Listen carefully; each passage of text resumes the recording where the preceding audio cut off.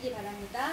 그리고 본 행사를 시작하기 전에 잠깐 포토타임을 갖겠습니다. 그래서 정교협 내에 6천여 분의 교수님이 계시는데 거기 이제 원자력 분야의 교수님들이 계십니다. 그리고 전교모 생기기 전에 애교협이라고 해가지고 이 전공하시는 교수님들 200여 분이 모여서 한 3년 정도 계속 활동을 하고 계셨는데요. 오늘 행사는 전교모 회원이시기도 하면서 애교협 회원이시기도 한 두 분이 이제 주축이 되어서 행사를 준비하게 되었습니다. 그래서 애교협에 감사를 드립니다. 네, 그러면은 발제자를 먼저 각자 간단하게 소개를 하고요. 이렇게 한 15분에서 20분 정도 세 분이 강의를 하시고 그리고 이제 질의응답하는 시간을 갖도록 하겠습니다. 먼저 저는 사회를 맡은 순천향의대 영상의학과 이은혜 교수입니다. 반갑습니다. 네, 경희대학교 원자력공학과 정범진 교수입니다.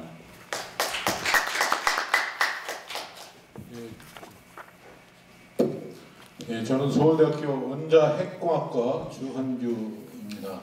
저는 애교협에서 기술정책 분과위원장도 겸임하고 있습니다.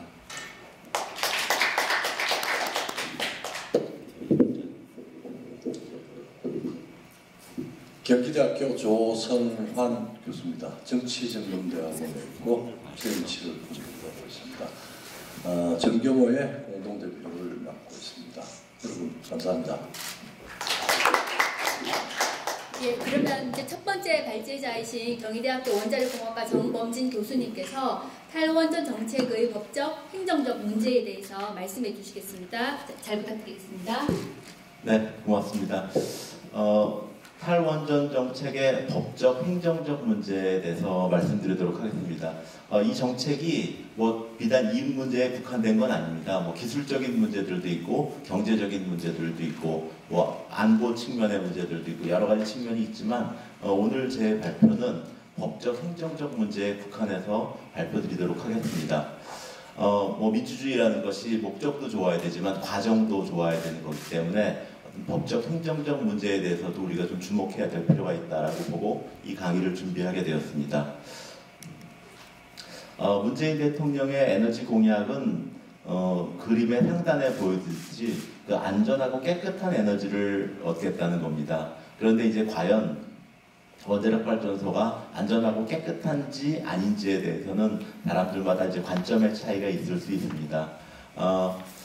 그런데 이제 하여튼 이 정책은 신규 원전 8기에 대한 백지화, 그 다음에 이제 수명이 다한 원전에 대해서 계속 운전을 안 하고, 석탄 폐지하고, 재생에너지 늘리고, 이런 방향으로 이제 공약이 되어 있습니다.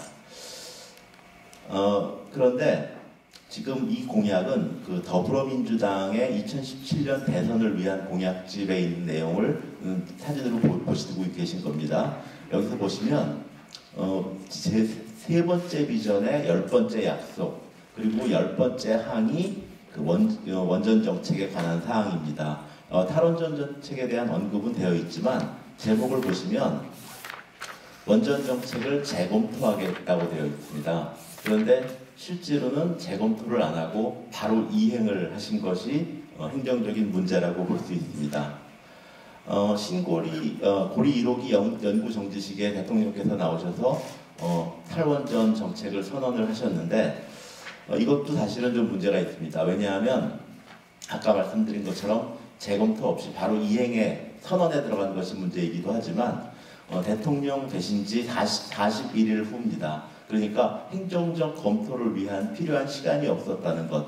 그 다음에 당시에 여전히 법정계획인 제7차 전력수급기본계획과 제2차 에너지기본계획을 역행하는 계획을 대통령께서 이제 발표하셨다는 거죠.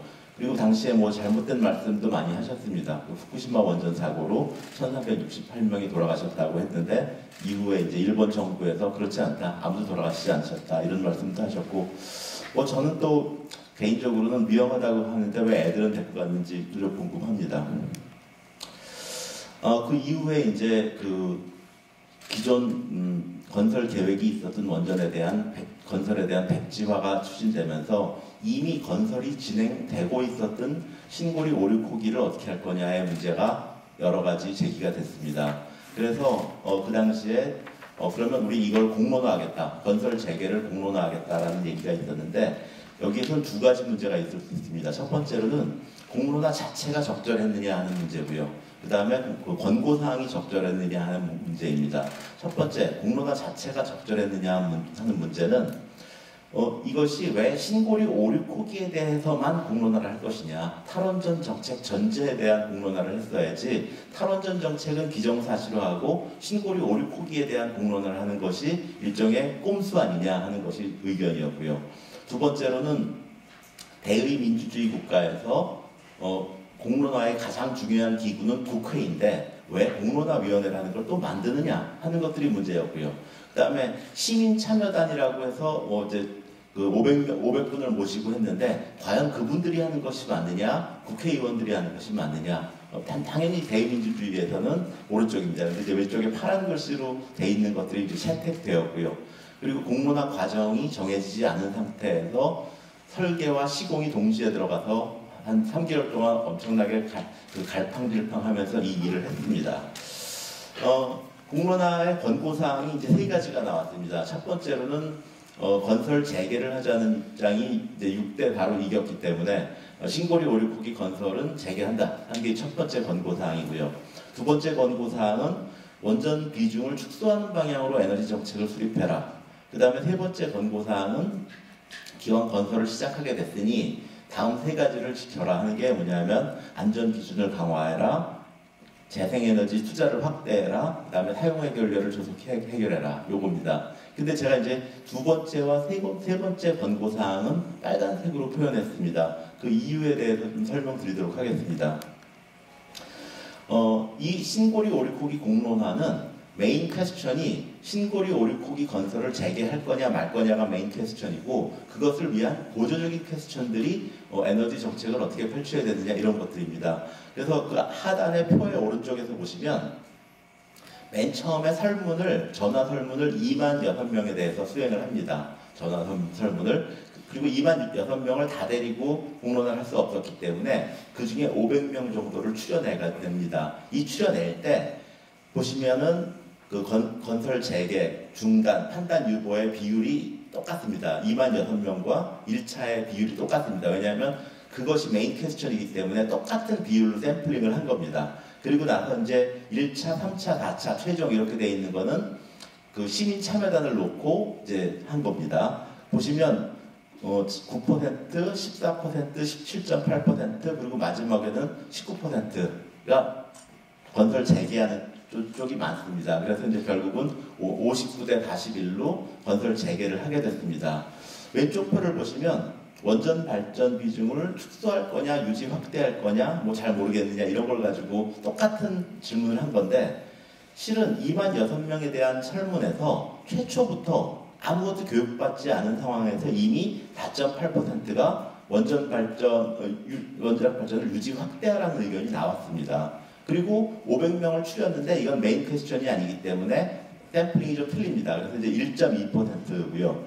그 다음에 4.6% 그리고 맨 마지막에 딸랑 한 번만 마이너스 8%인데 이 맨 마지막에 딸랑 한 번 축소하자라는 의견을 받아들여서 제 두 번째 권고사항을 만들어낸 겁니다.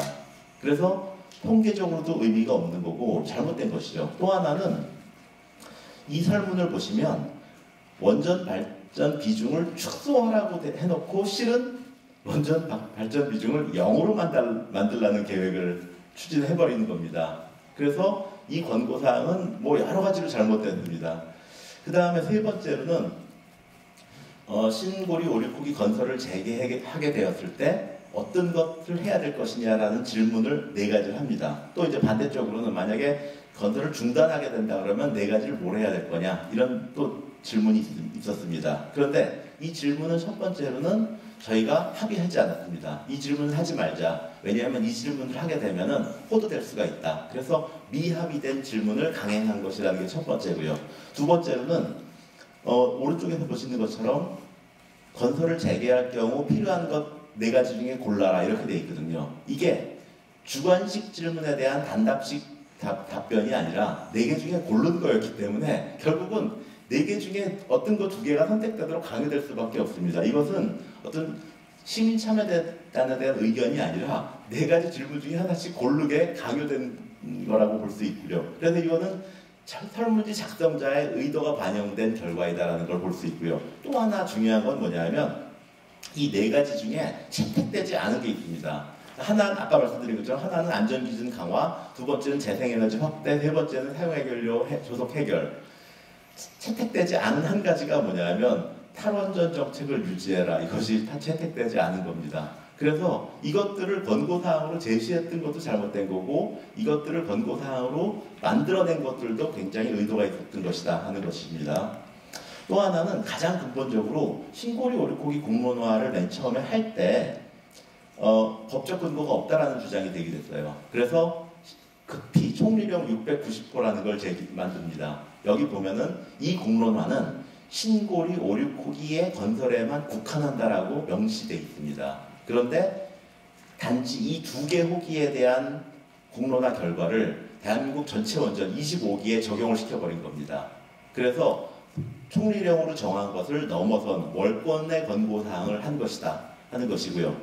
그래서 저는 김지호 위원장께서 왜 이렇게 권고사항을 오버해서 만들어냈느냐 하는 것에 대해서 굉장히 의무가 됩니다. 그래서 이제 금요일 날 발표가 되고 일요일에 대통령께서 입장 표명을 하십니다. 그리고 바로 이틀 후인 24일에 국무회의의 보고 안건으로 이 권고사항이 다뤄집니다. 단지 5분 논의됐습니다. 보고 안건으로 심의 안건도 아니고. 그리고 저는 어떤 국무회의 안건이 초안이 만들어지면 상정될 때까지 한 달 이상이 소요되는 것이 정상인데 이렇게 이틀 만에 채택되는 것들을 처음 경험했습니다. 그래서 국무회의 보고 안건으로 다뤄지고 나서 이름이 에너지 전환 로드맵이라는 이름으로 이제 바뀝니다. 그리고 나서 이것들이 제8차 전력 수급 계획, 제3차 에너지 기본 계획 수립하는데 기초 자료로 계속 활용이 됩니다. 전력정책심의위원회는 법정위원회로서 전력 수급 계획을 수립할 때 반드시 통과해야 되는 법정위원회입니다. 저기 왼쪽에 보이시는 글들은 전력정책심의위원회에서 제8차 전력수급계획의 안건이 발표됐던 내용들입니다. 그런데 처음에 보시면 2016년 12월에 계획 수립에 착수했다고 되어 있어요. 그런데 실은 제가 전력정책심의위원회 위원입니다. 실은 그 3개월 전인 2016년 9월에 이미 제8차 전력수급계획은 이렇게 수립하겠다는 방침이 보고가 됐습니다. 그런데 몇 배냐 하면은 워낙 다르거든요. 9월 달의 계획과 실제로 나온 것들이 워낙 달랐거든요. 그리고 그 이후에 대통령이 되시고 나서 전력정책심의위원회 위원을 입맛에 맞는 분으로 15분을 추가합니다. 저는 이런 건 처음 경험했습니다. 그 다음에 보시면 12월 27일에 국회에 보고하고 28일에 공청회하고 29일 오전에 전력정책심의위원회 통과시켜가지고 제8차 전력수급계획을 완결합니다. 그러니까 의견 수렴을 하루밖에 걸리지 않은 겁니다. 그러니까 의견 수렴을 하지 않았다라고 볼 수 있는 거고요.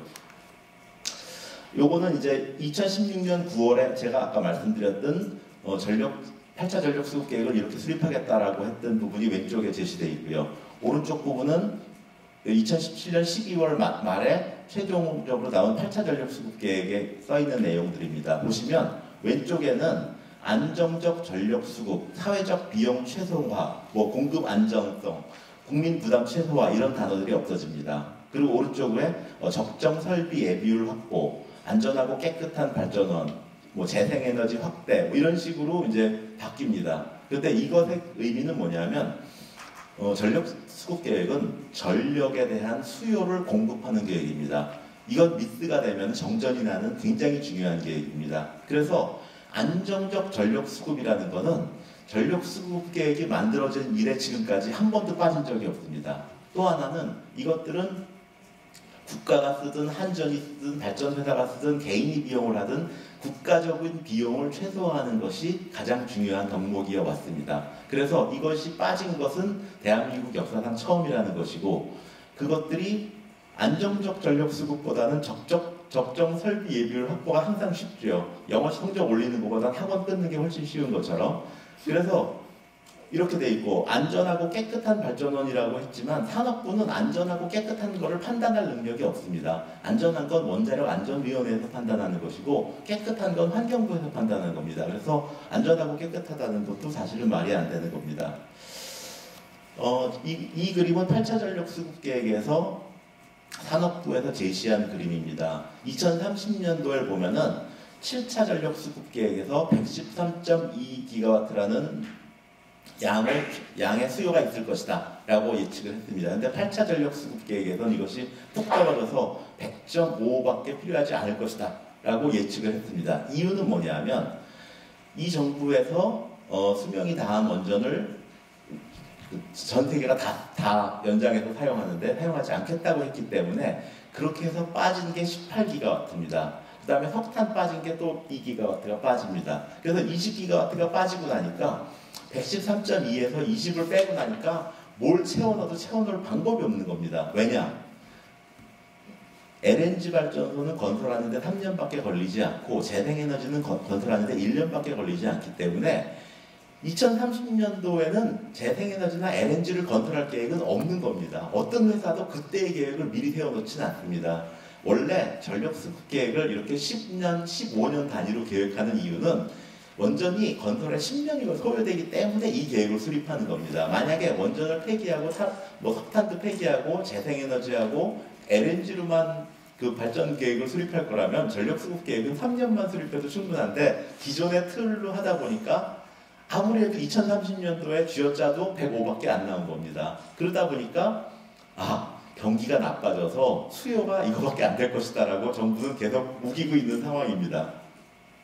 재밌는 거는 105, 억지로 100.5라는 숫자를 만들어냈고 2015년, 16년은 실적치가 있는 거고 2017년 12월에 만들었기 때문에 2017년의 수치는 추정치입니다. 2017년 이후에는 근데 이 보시다시피 100.5와 15년에 78.8을 연결하다 보니까 16년치 실적이 굉장히 거북한 겁니다. 툭 튀어나와가지고. 그래서 이 빨간 부분 16년 수치를 지워버리고 2015년서부터 2030년을 쫙 이어주는 그래프를 그려서 국민들에게 제시를 했습니다. 그래서 여기 빨간색으로 2016년치가 올라가 있는 건 저희가 이걸 수정해 놓은 것입니다. 그래서 그 정부가 이런 눈속임을 하려고 했었다라는 말씀도 좀 드리고요. 이후에 산업부가 이제 왼쪽에 있는 공문은 전력 수급 계획이 이렇게 수립됐으니까 이거에 필요한 적당한 적의 조치를 해라. 적당한 조치를 해라라고 한수원에 보냅니다.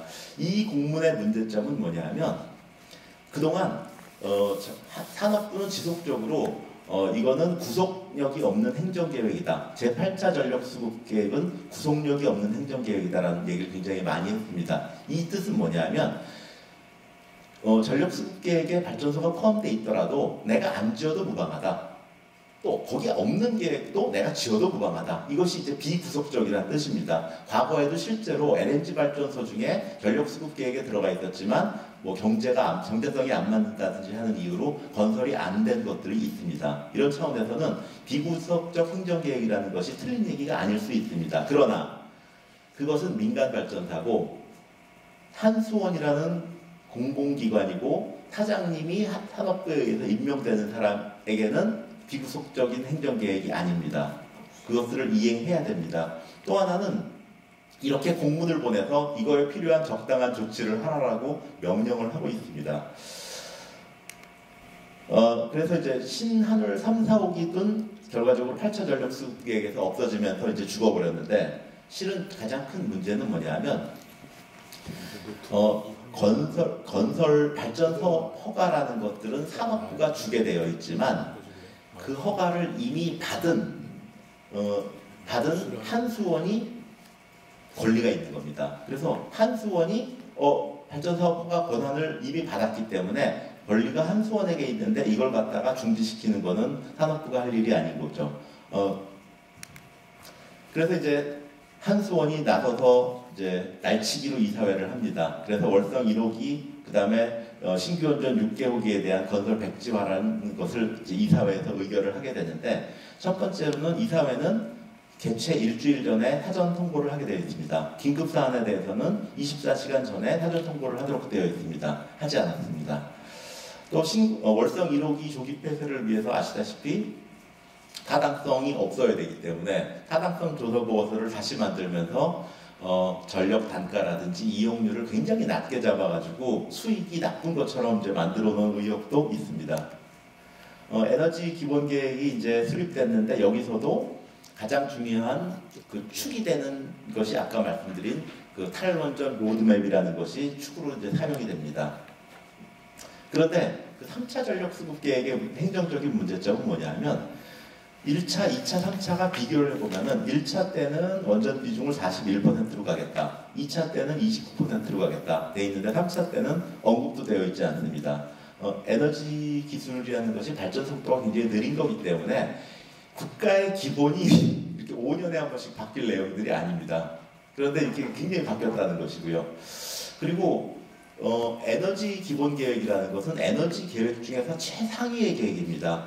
전력 수급 계획이라든지 장기 전력 천연가스 수급 계획이라든지 이런 것들 상위에 있는 최고의 그 기본 계획인데, 그래서 이제 이 기본 계획을 만들 때 최상위 계획으로서 원간 조정, 발전 원간 조정을 하겠다라고 되어 있습니다. 그런데 실은 원간 조정이 거의 되어 있지 않고 오로지 신재생 에너지를 어떻게 확대하겠다는 얘기로만 쭉 나와 있습니다. 그래서 대한민국 최고의 에너지 계획인 에너지 기본 계획을 신재생 에너지 확대의 이행 계획으로 격화시켜버린 꼴이 되어버렸습니다. 그래서 굉장히 그 에너지를 전공하는 사람들한테는 모욕감을 느끼는 방식으로 제3차 에너지 기본 계획이 수립되었다 하는 것이고, 정권을 떠나서 국가의 기본이 이렇게 5년마다 이렇게 크게 바뀐다는 것은 굉장히 우스운 상황입니다. 많은 법적인 문제가 있습니다. 왜냐하면 저탄소 녹색 성장 기본법에서는 이 에너지 기본 계획에 담으란 내용들이 담겨지지 않은 것들이 있고요. 또 에너지법에서도 에너지 정책, 원자력 정책에 관한 사항을 담으라고 했지만 담지 않은 것들이 있고요. 또 국회가 만든 많은 법들이 있습니다. 녹색 성장 기본법도 있지만 원자력 진흥법도 있습니다. 여기 보시면 원자력 진흥법은 원자력의 연구개발 생산 이용을 통해서 학술의 진보와 산업의 진흥을 촉진한다 이렇게 돼 있는데, 이것들은 탈원전 정책에 완전히 반대 방향에 있는 것들이죠. 그래서 국회가 만들어낸 많은 법들을 바이패스하고 있다라는 것들도 하나의 문제입니다. 그리고 제9차 전력수급계획은 제8차 전력수급계획이 2017년 12월 29일에 확정이 되었기 때문에 2년 뒤라 그러면 최소한 2019년 12월 29일에 나와야 되는데 아직까지 초안도 나와 있지 않은 상태입니다. 그래서 이것들이 어떤 총선이라든지 이런 것과 연계되어서 가격 인상이라든지 이런 것들을 반영해야 되니까 딜레이되고 있는 건데, 이것들도 2년에 한 번씩 수립한다라는 국민에 대한 약속을 저버리고 있는 것이다 라고 이해하실 수 있습니다. 제가 볼 때는 법적으로 행정적으로 좀 좋은 시기가 돌아와서 재검토를 해야 될 내용들이 굉장히 많이 있습니다. 고맙습니다. 이거를 우리가 꼭 에너지 정책이 이제 잘못되어 있으니까 그걸 정상화시켜야 되겠다라는 측면에서 말씀을 드리겠습니다. 탈원전 정책은 그 시작된 논거 자체가 이렇게 문제가 있습니다. 이제 크게 세 가지 논거를 들 수 있는데, 첫 번째가 원자력 발전소는 안전하지 못하다라는 그런 안전성 오인인 문제가 있고요. 그 다음에 이제 사용 해결료 처분이 곤란하다, 안전한 처리 처분이 곤란하고 후대에 큰 악영향을 미친다라는 그런 주장이 있고, 그다음에 탈원전이 세계적인 추세다라는 또 주장이 있습니다. 그런데 이 세 개가 다 사실이 아니다, 잘못 알고 계신 거다라는 걸 제가 이 논거의 허구성에 대해서 오늘 좀 소개를 드리고요. 그 다음에 이제 탈원전 3년에 드러난 여러 가지 폐해들, 대표적으로 두산중공업과 관련된 그 원전 기업들이 그 붕괴하고 몰락한 거, 그다음에 한전의 대규모 적자가 초래된 거, 그 밖에 또 이제 원자력 발전을 LNG로 대체함으로써 외화를 이제 낭비한 요소, 이런 거를 소개를 해드린 다음에 앞으로 지금까지 3년의 폐해뿐만 아니라 앞으로 이제 예상되는 그런 탈원전의 폐해, 대표적으로 전기료 인상이 불가피한데 그러면 이제 그 국민 경제가 부담해야 될 그 부담액이 얼마가 될 건가. 그다음에 이제 정부는 수출은 뭐 원전 수출 계속 한다는데 실제로는 이제 이 탈원전에 따라서 원전 수출이 불가능할 텐데 그거에 따른 피해는 얼마인가 어떨까 보고요. 그다음에 결국은 이 잘못된 에너지 정책, 비정상적인 에너지 정책을 정상화시키기 위해서는 원자력의 지속적인 이용이 필요한데 그 근거를 말씀드리고 그래서 제가 주장하는 것은 이미 안전성, 환경성, 경제성이 검증된 원자력과 앞으로 이제 신재생도 효율이 좋아질 거니까 그걸 같이 적절히 조화시켜서 적정 에너지 믹스를 가지고 에너지 정책을 추진해야 된다 이런 말씀을 드리겠습니다.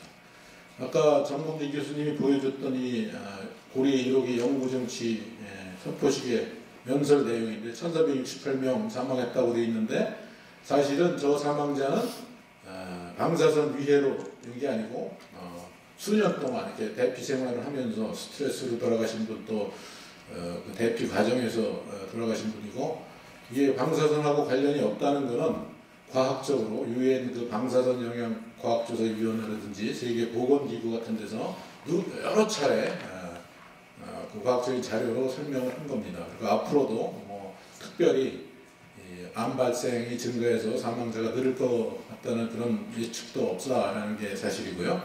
이때 말씀을 하실 때 경주 지진을 이렇게 언급을 하셨는데 어떤 표현을 쓰셨냐면 일본같이 지진에 잘 대비되어 있는 나라에서도 동일본 대지진으로 후쿠시마 사고가 발생을 했고 1368명이 죽었다 이제 이런 말씀을 하셨는데 사실 그 후쿠시마 사고는 지진이 원인이 아니고 쓰나미가 원인입니다. 그러면서 이제 우리나라도 지진 때문에 지진이 치명적이 될 수 있으니까 원전 안전을 확보하기 위해서 탈원전을 해야 된다 이런 주장을 하셨는데 말씀드린 대로 후쿠시마 사고는 지진 원인이 아니고 쓰나미인데요. 이 그림이 태평양에서 일본 동해안을 이렇게 바라보는 그림입니다. 여기 보면 일본 동해안에 5개의 원전 부지가 있었는데 여기 에피센터라 되어 있는 이 지점이 이제 진앙이고요. 여기서 지진이 규모 9인 지진이 일어났고 지진이 일어나니까 이제 송전선이 끊어졌어요. 근데 원자력 발전소는 정지가 된 상태에서도 냉각을 시켜줘야 하는 그런 문제가 있습니다. 그런데 송전선이 끊어지면 발전기가 안 돌아가니까 일단 원전은 다 정지시키고 비상 발전기를 돌려서 이제 냉각을 시키는데 5개의 발전소 부지에서 다 비상 발전기가 잘 돌아가고 있었습니다. 그런데 40분 뒤에 지진이 일어난 뒤 40분 뒤에 쓰나미가 왔고 나머지 4개 발전소 부지는 괜찮았는데 여기 있는 후쿠시마 제1발전소 부지에서만 쓰나미의 파고가 원전의 그 높이보다 부지 높이보다 높아서 침수가 됐습니다. 그래서 비상발전기가 돌아가지 못했고 원전을 제대로 정지 냉각을 제대로 시키지 못해서 사고가 났는데 여기 보면 진앙에 훨씬 가까운 오나가와라는 발전소가 있습니다. 이 오나가와 발전소는 가깝기 때문에 지진도 더 세게 왔고 쓰나미도 더 높게 왔는데 이거는 건설할 당시부터 좀 높게 졌습니다.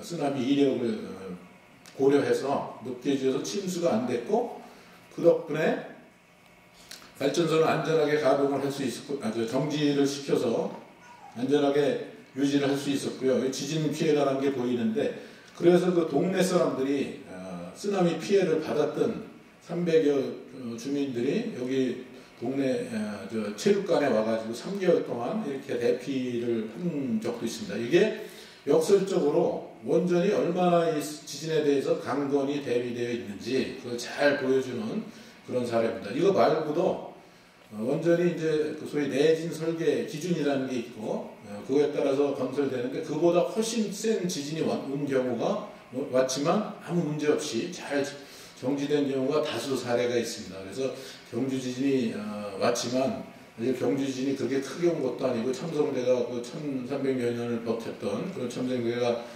무너질 정도가 크게 크지 않은 지진이고 거기에 대해서 과민할 필요가 전혀 없었던 겁니다.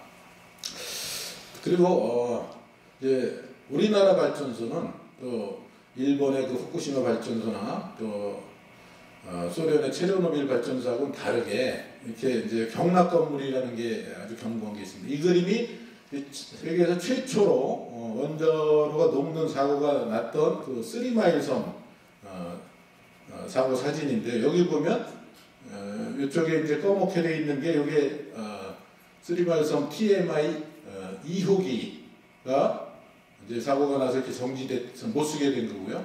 저 옆에 있는 TMI 1호기는 이게 이제 1979년에 사고가 났는데 작년까지 2019년까지 40년 동안 아무 문제 없이 이렇게 가동을 하고 이제 작년에 멈췄습니다.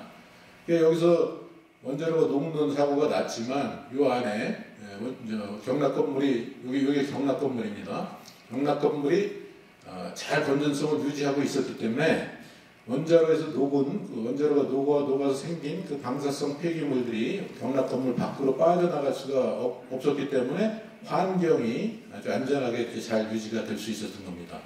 그래서 이 당시에 사고가 난 다음에 3일 뒤에 카터 대통령이 와서 이제 사고 상황을 점검하는데 별로 보호장구 착용하지 않고 이렇게 주재지어실 가서 확인한 과정을 보더라도 이 방사성이 그렇게 위험하지 않았다.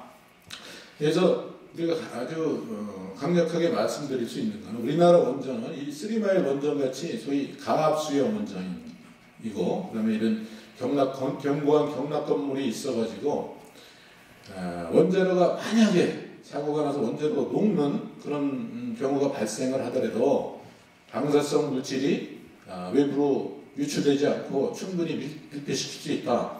그래서 후쿠시마 같은 그런 대규모의 환경 오염조차 없을 수 있다, 이렇게 말씀드릴 수 있고요.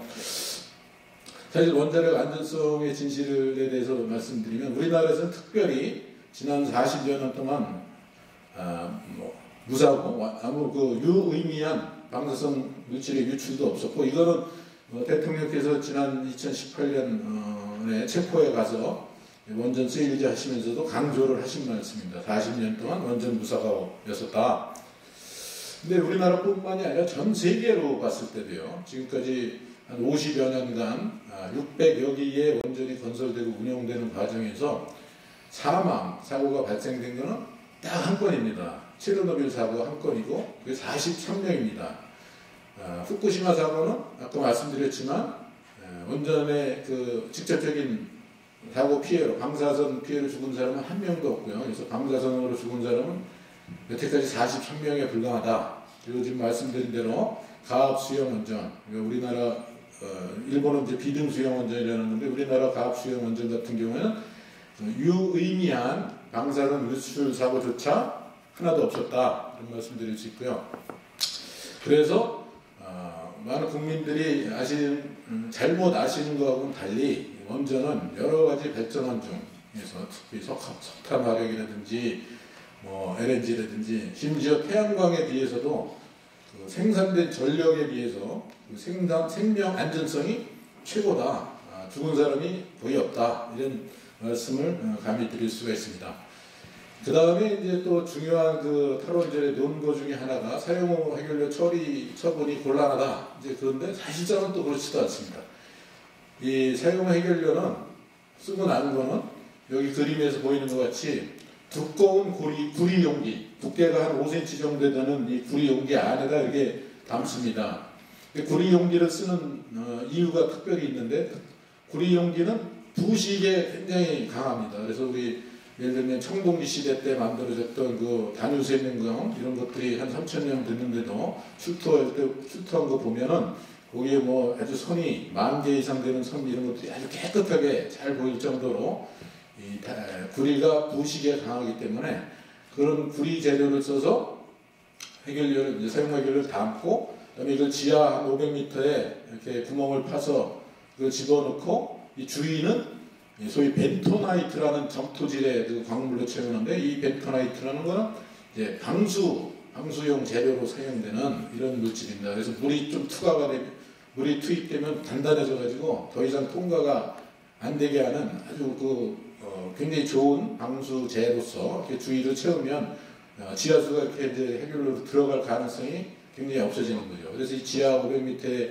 해놓으면 환경에 이렇게 미치는 영향이 사실상 거의 없고, 그래서 이게 이제 그런 건전성이 입증이 됐고, 그래서 핀란드에서 이제 실제로 그 처분장이 건설되고 몇 년 뒤에면 이제 운영이 될 겁니다. 근데 지금 이거를 여러 나라에서 아직 하지 않는 이유 중에 하나는 이 구리 용기가 5cm의 높이가 한 뭐 7, 8m 이렇게 되는 그런 구리 용기가 굉장히 사실은 비용이 비쌉니다. 그래서 그거보다 좀 더 싼 경제적인 그런 물질로서 이런 처분을 할 수 있는 그런 기술을 개발하는 중이고요.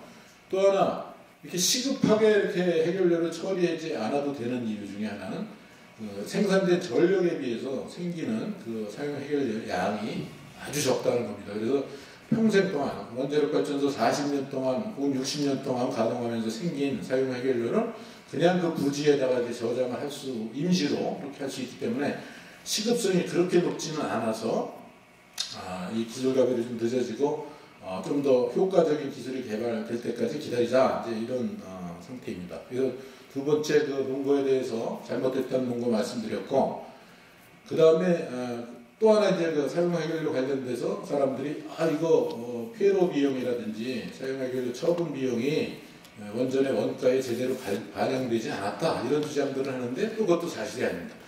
원전의 발전 원가는 여기 나타난 대로 54원 정도 됩니다. 킬로와트아워당. 근데 거기에 15%에 해당되는 비용이 원전 해체, 그다음에 사용 해결료 처분, 그다음에 중전이 폐기물 처리에 이렇게 할당되어 있습니다. 그래서 보통 원전이 100만 킬로와트짜리인데 그거 1년 가동을 할 때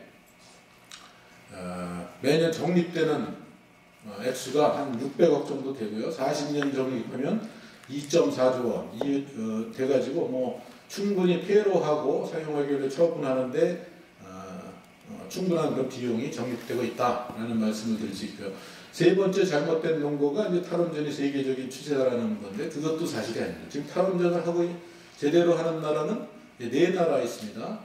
제대로가 아니라 탈원전 선언을 해서 하는 나라 4나라고, 제대로 하는 나라는 이제 독일밖에 없습니다. 스위스 같은 데는 거기 이제 세계에서 제일 오래된 원전이 베츠나우 원전이라고 있는데 50년도 넘었는데 이걸 60년 이상 그 안전성이 입증되는 한 끝까지 쓰겠다라고 그랬고, 벨기에 같으면 원래 2020년까지 59년까지 탈원전 하겠다 그랬는데 그 이후로도 이제 계속 운전을 할 그런 가능성을 시사한 바가 있고요. 탈원전을 이제 국민 투표로 또 폐기하려고 했던 그런 대만 같은 사례도 있습니다. 국민의 이제 저항이 있었던 거죠. 근데 대부분의 지금 31개 나라에서 원전을 이용하고 있는데 이 4개 나라를 제외하고 27개국에서는 원전을 이제 계속 이용을 하는 그런 정책을 추구하고 있고, 특별히 우리 반핵하는 사람들은 선진국에서 원전 안 쓴다고 그러는데 영국 같은 선진국에서는 소위 탄소 무배출 원칙, 제로 넷 에미션 이 원칙에 따라서 영국 같으면 그 북해에서 그 해상 풍력 발전을 굉장히 싸게 이렇게 할 수가 있는데도 불구하고, 또 가스도 많이 생산되고 가스 발전을 할 수 있음에도 불구하고 탄소 순배출을 0으로 만들겠다. 그래서 가스 발전, 화력 발전에 의한 그런 전력 생산을 줄이기 위해서 원전을 이제 10여 기를 건설하려고 추진하고 있고, 우리나라가 한전이 거기서 그 사업권을 딸 뻔도 했었죠.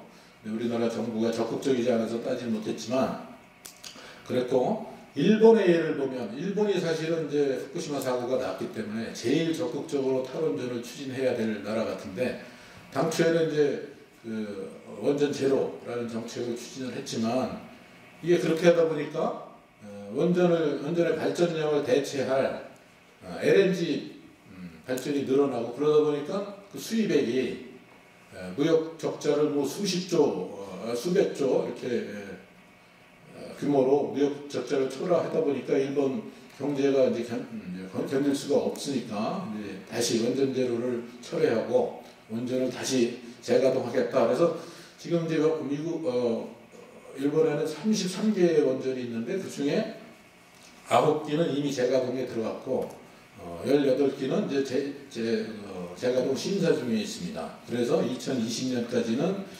원전 발전 비중을 최소한 20%로 달성하겠다. 과거에 25%였는데 조금 줄어든 22%까지 최대로 달성하려고 하고 있고요. 프랑스 같은 데는 이제 원전 비중이 75%인데 그걸 좀 줄여서 2030년까지 50% 정도로 줄여서 재생에너지 비중을 늘리긴 하겠지만 이거는 탈원전이라고 전혀 볼 수가 없는 거죠. 50%를 원전으로 발전하고 스웨덴 같은 데는 소위 원인 원아웃 그래가지고 수명이 다한 거 그런 원전은 새 원전으로 하나가 나가면 하나가 들어오게 그런 식으로 그래서 원전을 지속적으로 이용을 하려고 하고 있고요. 탈원전 국가가 4개국이라 그랬는데 실제로 이제 원전을 새로 도입하는 국가가 이미 4개국이고요. UAE, 터키, 벨라루스, 방글라데시 그 다음에 이제 사우디아라비아 같은 또 새로운 나라들도 많이 있습니다. 그래서 신규로 원전을 도입하는 국가가 많다는 얘기고요. 2043년 이후에 원전이 늘어난 추세를 보면 이건 신규가 뭐 2015년, 16년 10개씩 새로 돼가지고 이렇게 쭉 후쿠시마 이후에도 쭉 늘어나고 있으니까 이것만 보더라도 탈원전이 세계적 추세라는 말은 전혀 사실이 아니다라는 걸 알 수 있습니다. 자, 그다음 지금까지 이제 탈원전 논거가 허구였다. 그 3가지 관점에서 말씀드렸는데 지금부터는 이제 그렇게 잘못된 근거에서 시작된 탈원전이 얼마나 큰 그런 폐해를 유발했는가를 설명을 드리겠습니다. 첫 번째가 산업적 폐해의 대표적인 게 두산중공업의 몰락입니다. 이 두산중공업은 3년 전에 주가가 22,000원이었는데 지금은 3,600원도 안 돼서 6분의 1로 떨어졌고요. 일감이 사실은 두산중공업은 이제 신한울 3, 4호기라든지 그다음에 또 대진이나 뭐 이런 천지발전소 그래서 6개의 신규 원전을 건설할 그런 물량을 이제 예정을 하고 있었는데 특별히 신한울 같은 경우에는 이미 거기 공사가 시작됐기 때문에 그 부품, 설비 이런 걸 만들어 놓은 게 있었는데 이제 이런 탈원전 정책에 따라서 신규 원전이 전면 금지됐고 그래서 일감이 사라져가지고 공장 가동률이 올해는 10% 정도밖에 안 되고 그러니까 이제 뭐 순환휴직을 하고 뭐 명예퇴직을 받고 그러다가도 안 되니까 이제 얼마 전에 휴업을 이렇게 추진을 했습니다. 그랬더니 정부에서 이제 공적 자금 1조 원을 투입한다는 그런 결정을 했는데 이거 제가 볼 때는 밑빠진 독에 물붓기입니다. 미래 비전이 없는 회사에다가 그냥 국민의 세금만 투입하는 건데 그것보다는 훨씬 그 유효한 방법은 이미 자금도 확보되어 있고 건설도 시작해 있는 신한울 3, 4호기 건설을 재개를 하면 됩니다. 그러면 돈도 있고 두산중공업만 사실 사는 게 아니고 그 밑에 지금 말씀드리겠지만 그 협력업체들도 지금 다 죽어가고 있는데 그런 협력업체들 거기서 일하는 노동자들 다 살릴 수 있습니다. 신한울 3, 4호기의 건설 재개가 아주 시급한데요. 그 중소기업들 지난 3년간 납품 계약업체가 2,800몇 건에서 300여 건으로 60%나 줄었고 그 계약을 하는 업체 수도 3분의 1이 줄었고 그 타격을 받는 업체들은 주로 이제 창원에 있는 그런 업체들인데 창원의 업체 86%가 경영난에 이렇게 지금 직면했다는 그런 보고가 있습니다. 그 다음에 이제 탈원전의 그 국민 경제적 피해를 보면은 대표적인 이제 한전의 적자입니다. 한전이 탈원전 전에는 12조 원에 2016년에 12조 원의 이런 흑자를 기록하던 기업이었는데 재작년에 2천억 적자를 하다가 급기야 작년에는 이제 1조 3,566억 어마어마한 적자를 기록하고 부채율도 여기 143%에서 186% 부채도 많이 늘어났고요. 근데 이렇게 이제 한전의 적자가 생긴 원인은 뭐하고 직결되어 있냐면 이 원전의 이용률입니다. 원전이 과거에는 탈원전 2년 이전에는 85%, 뭐 90% 이렇게 원전 이용률이 됐었는데 이게 이제 재작년에는 66%밖에 안 되고 작년에 좀 올라갔지만 70%가 안 됩니다. 사실은 월성 1호기 정지된 것까지 포함을 하면 그래서 원전은 사실은 제일 싸게 발전할 수 있는 그런 발전원인데 원전으로 발전을 안 하고 비싼 LNG, 신재생 이런 거 늘리다 보니까 한전은 적자를 면할 길이 없는 거고요. 근데 한전이 적자를 계속 보면은 이제 사실은 안 됩니다. 왜냐면 한전은 미국 해외 시장에 상장돼 있는 뉴욕 시장에 상장돼 있는 주식회사고, 그럼 이제 외국인 투자자들이 자기들 주가도 떨어지고 이익도 수익도 못 내고 그래서 소송을 제기할 가능성도 있고, 그래서 결국 한전은 전기료를 올릴 수밖에 없는데 국가가 올리는 거죠. 올리는데 산업용 전기를 이제 올리려고 그럽니다. 예. 주거용, 주택용 전기를 올리면 이제 국민의 반발이 심할 테니까 산업용 전기를 올리려고 하는데, 우리가 잘못 알고 있는 게 우리나라 전기료가 굉장히 싸다.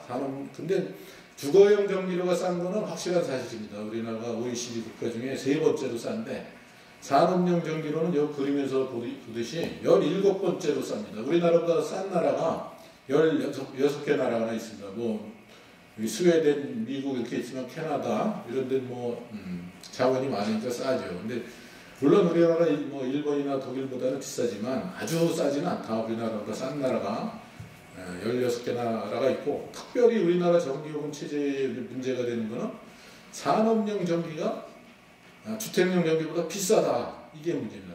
다른 모든 나라는 산업용 전기요금이 주택용의 한 60%, 70%밖에 안 됩니다. 이게 이제 기본적으로 산업용은 고압으로 들어가기 때문에 원가가 싼 그런 요인도 있지만, 정책적으로 이제 경쟁력 강화를 위해서 산업용 전기를 낮춰주는데, 우리나라는 이제 거꾸로 지금 이미 산업용 전기는 비싼 상태에 있는데 그거를 더 올리게 된 그런 상황이 오니까, 이미 악화된 제조업의 경쟁력이 전기료 올라가서 더 악화될 그런 문제가 있다는 겁니다.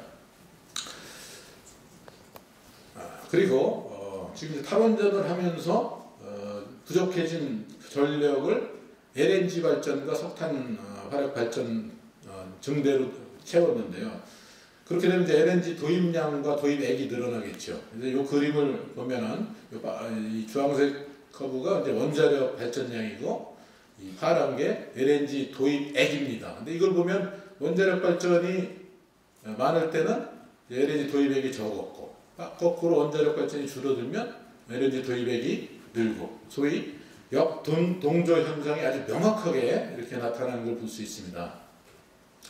근데 2016년에는 LNG 가격이 굉장히 쌌었어요. 단가가 쌌었는데 2018년 가면은 단가도 한 40% 정도 올랐는데나 LNG 발전량이 늘어나가지고 그게 곱해져가지고 LNG 도입액이 엄청나게 늘어났는데, 그거를 이제 만약에 탈원전을 안 하고 과거처럼 원전의 발전 비중을 한 30% 2016년 수준으로 유지를 했다고 보면, 그러면 LNG를 그만큼 덜 수입을 해도 됐겠죠. 그 비용을 계산을 해보면 그게 최소 한 3조 한 2,500억 정도 된다. 지난 3년 동안에 원전 발전량을 줄이고 LNG 발전을 늘림으로 인해서 우리가 불필요하게, 그러니까 외국으로 지출 안 해도 될 그런 돈을 냈던 게 그 정도 된다는 거고요. 그 다음에 이제 이 탈원전이 LNG 발전만 증가시킨 게 아니고 석탄 화력 발전도 증가시켰습니다. 이게 이제 석탄 화력 발전량이고요. 요게 LNG 발전 증가량, 그 다음에 요게 이제 원자력인데, 원자력이 지난 3년간 떨어졌죠. 그래서 2017년에는 대부분은 석탄 발전 증가로 충당을 했고, 2018년에는 이제 그게 LNG로 또 대체가 됐습니다. 그래서 요거를 2018년 대비해서 발전량 감소된 거를 이제 기가와트 이어는 이제 100만 킬로와트짜리 발전을 1년 동안 한 거 그 단위인데요.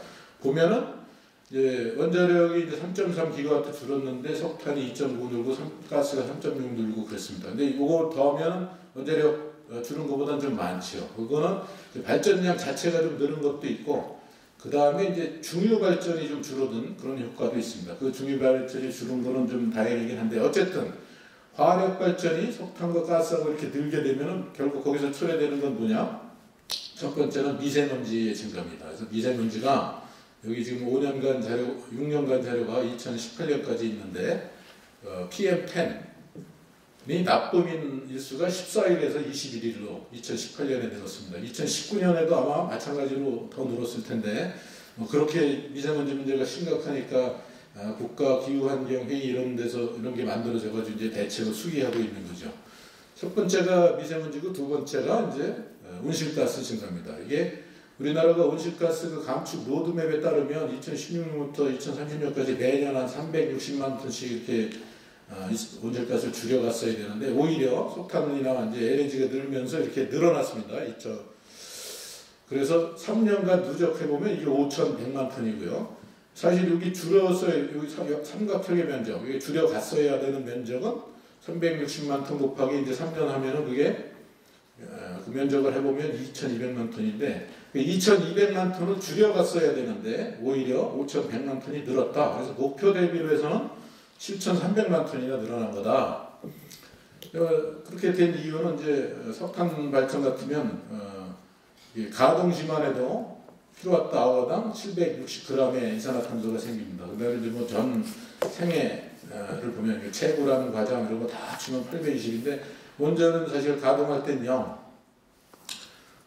이 생애를 보면 뭐 건설할 때 콘크리트도 치고 뭐 철근도 만들고 그다음에 해결료 만들 때도 좀 들어가니까 얼마 그 생애로 보면 12g 나오지만 가동할 땐 0입니다. 그래서 석탄 발전 같으면 이제 100만 킬로와트짜리 1년 가동을 하게 되면 670만 톤의 이산화탄소가 나오고 가스는 그거 이제 반이 좀 안 되지만 그것도 역시 상당한 이산화탄소를 발생을 시키는데 석탄 발전에 의한 이산화탄소 발생 증가는 그 환경적인 문제뿐만이 아니라 이게 이제 경제적으로도 큰 부담이 됩니다. 탄소세가 요새 이제 톤당 4만 원 정도 되는데 많이 올라서 그게 그러면 킬로그램으로 치면 40원이거든요.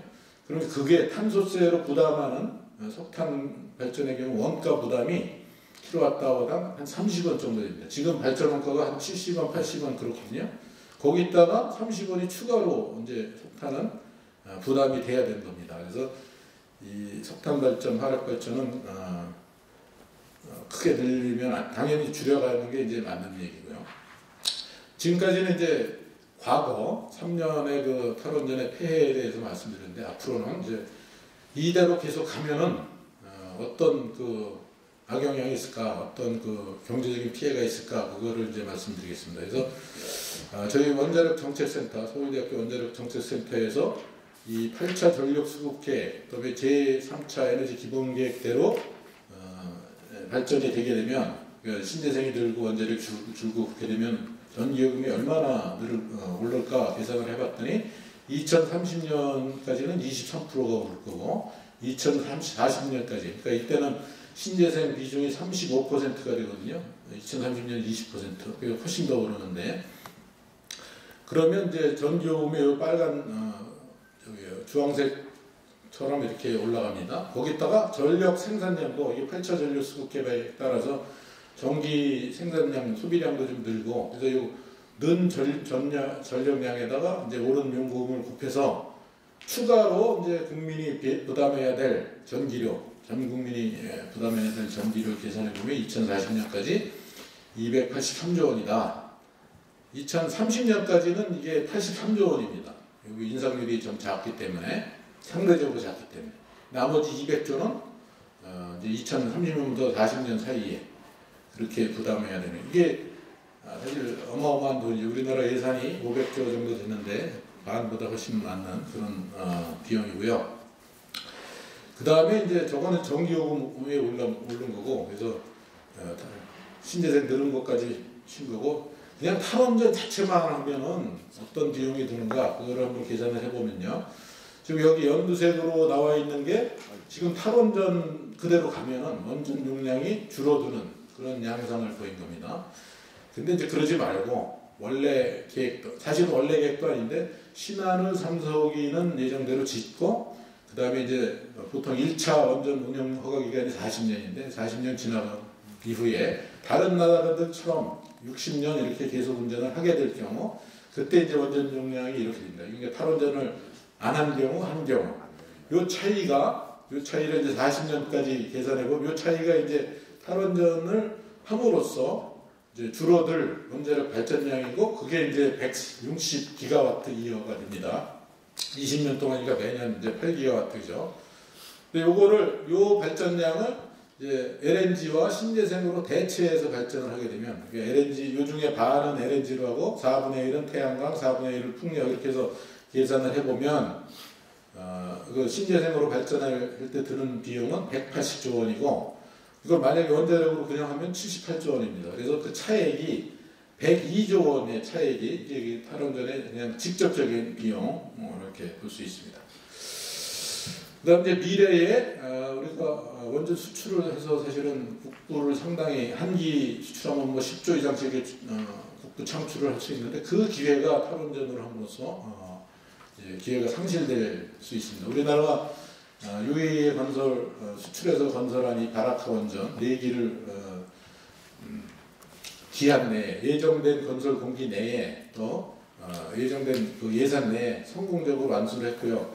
우리나라는 이제 그 건설비가 원전 건설비가 다른 나라에 비해서 월등하게 쌉니다. 그게 이제 과거에 우리나라는 3년에 2기씩 계속 원전을 건설을 해와가지고 그 자급자족이 가능한 그런 원전 공급망을 갖추고 있기 때문에 그럴 수 있는데요. 미국에 비해서는 3분의 1 수준, 프랑스에 비해서는 2분의 1 수준으로 굉장히 싸고 중국보다 쌉니다. 그래서 이렇게 크게 아주 세계 최고의 경쟁력, 기술 경쟁력과 가격 경쟁력을 갖추고 있는 우리 원전 산업이 탈원전으로 붕괴되게 되면 미래의 그 국부 창출의 기회도 없어지는 건데 앞으로 근데 사실 원전 수출할 그런 가능성이 굉장히 높습니다. 지금 현재 건설되고 있는 원전이 53기고 110기는 2030년까지 건설이 되게 돼 있는 그런 원전 개수인데 그 중에 110개 중에 이제 러시아나 중국이 자기네 원전은 자기 질 거니까 그거 빼고 생각해보면 한 50기 정도는 우리가 경쟁을 해서 수출할 수 있는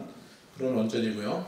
이거 말고도 2040년 이렇게 쭉 전망을 보면 그 IEA라고 국제에너지기구에서 전망한 게 있는데 재생에너지가 급격하게 느는 거는 맞습니다. 그렇지만 원전도 최소한 연 1.7%씩 이렇게 늘어나고 그게 퇴역하는 원전도 있으니까 신규 원전이 2040년까지 233 내지 350, 그러니까 한 300기 정도는 이제 원전을 건설할 수요가 있다는 겁니다. 거기에 우리가 지금 세계 최고의 경쟁력을 갖추고 있으니까 탈원전 안 하면 그 다 수주할 가능성이 높은데 지금 이제 두산같이 휴업하고 직원 다 해고하고 이렇게 되면 그 기반이 다 무너지는 거 아닙니까? 두산뿐만이 아니고 그 관련된 중소기업들도 마찬가지인데 그 원전산업이 붕괴되면 수출할 가능성도 줄어들고 그 다음에 만약에 수출이 성사되더라도 그걸 성공적으로 바라카 같이 제때에 예산 내에 지을 수 있는 그런 가능성도 줄어드는 겁니다. 그래서 탈원전은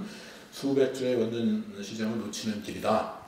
그래서 탈원전 하지 말고 원자력을 계속 이용해야 되는데 원자력을 계속 이용해야 될 가장 그 중요한 이유는 원자력이 저비용 청정에너지원이다. 청정에너지는 뭐 미세먼지나 인산화탄소 발생이 없다는 얘기고 저비용이라는 게 일단 발전단가가 제일 쌉니다. 그래서 발전단가가 한 60원, 킬로와트당 60원 정도 되고 한전은 60원 정도 원자력 전기를 사가지고 110원에 팝니다. 그래서 1년 원전을 가동하면 한전은 4,400억의 이익을 보고요. LNG는 이제 파는 것보다 더 비싸게 삽니다. 120원에 사가지고 LNG 사서 팔면 손해인데 그래서 원자력에서 작년만 해도 한 6조 원 이상 이익을 얻었는데 이걸로 어디다 쓰냐면 신재생에너지 보조금 재작년에 2조 넘었고 작년에 3조 되고 그러는데 이렇게 신재생에너지를 육성하는데도 이 원자력이 필수적이다 말씀을 드릴 수 있고요. 그래서 지금 비정상인 잘못된 이런 에너지 정책을 정상화시킬 수가 있는데 정상화시켜야 되는데 기본적으로 일단 탈원전 정책은 폐기하고 말씀드린 대로 저비용 청정에너지원인 원자력을 지속적으로 이용해야 된다. 그 이용해야 될 필요성은 여러 가지가 있습니다. 앞으로 이제 4차 산업혁명이 진행됨에 따라서 에너지 수요는 줄을 수도 있지만 전기의 수요는 늘어날 거다. 그러면 안정적으로 대용량을 공급해 주는 그런 전원이 필수적이고 원자력이 딱 맞고 우리나라 같으면 이제 천연 에너지 자원이 없죠. 거의 없고 재생에너지 여건, 태양광 이런 이용률도 보면 뭐 미국이나 이런 좋은 데보다는 훨씬 못합니다. 그래서 그렇지만 반면에 이 우리나라 사람들의 그 두뇌와 이 기술로 이렇게 성취할 수 있는 그 기술 집약적 고밀도인 그 청정에너지 원자력에 대해서 우리가 최고 기술을 갖고 있고 생태고도 갖고 있어서 이걸 통해서 이제 해외에 진출할 수도 있고 그냥 국부 창출에도 기여를 할 수 있고 말씀드린 대로 재생에너지 확대를 위해서도 보조금 원천인 원자력 확대가 기여합니다. 그렇지만 아까 말씀드린 대로 우리가 원자력만 하자는 건 아니고 이제 재생에너지도 점점 이제 효율이 좋아지고 있습니다. 그래서 세계적으로 경우에 따라서 5센트 킬로와트아워당 5센트까지도 이렇게 가고 그러는데 우리나라도 이제 기술 그 혜택을 봐서 그렇게 떨어질 건데 지금 당장에는 이제 그렇게 못 가고 앞으로도 암만 좋아져도 원자력보다는 재생에너지 그 발전 단가가 높아질 겁니다. 어쨌든 이 재생에너지하고 원자력이 조화롭게 이렇게 같이 발전하는 게 필요할 거라고 생각하고요. 화력발전도 무조건 그 배관시할 게 아니고 LNG가 사실은 출력 그 급변동을 커버하는 데서 아주 유효한 수단이니까 적절한 화력발전하고 원자력과 신재생을 포함하는 적절한 그 에너지 믹스를 이제 결정을 해야 되는데 지금 이제 그거를 국가기후환경회의에서 그걸 논의를 하고 있는데 지금은 원자력에 대한 얘기는 전혀 없습니다. 원자력 전문가는 전혀 빼고요 논의를 하고 있는데 그 시정을 해야 될 필요가 있고요. 그래서 제가 결론적으로 말씀드릴 수 있는 것은 한국형 청정에너지법이 필요하다. 원자력을 중심으로 신재생도 조화롭게 추구하는 앞으로 효율이 좋아질 신재생도 촉구하는 한국형 청정에너지법이 필요하다. 그런데 그걸 이제 국회를 통해서 아까 지금 말씀드렸지만 국회를 무시하는 그런 처사가 지금 많이 진행되고 있는데 국회를 통해서 여러 전문가의 식견도 반영하고 국민의 의사도 반영을 해서 장기적으로 추진할 수 있는 그런 한국형 우리나라에 적합한 그런 청정에너지법을 입법을 해서 시행을 하는 것이 필요하다 이런 주장이고요. 국민 여러분들께서 이에 대해서 많이 지지를 해주시기 부탁드립니다. 감사합니다. 네.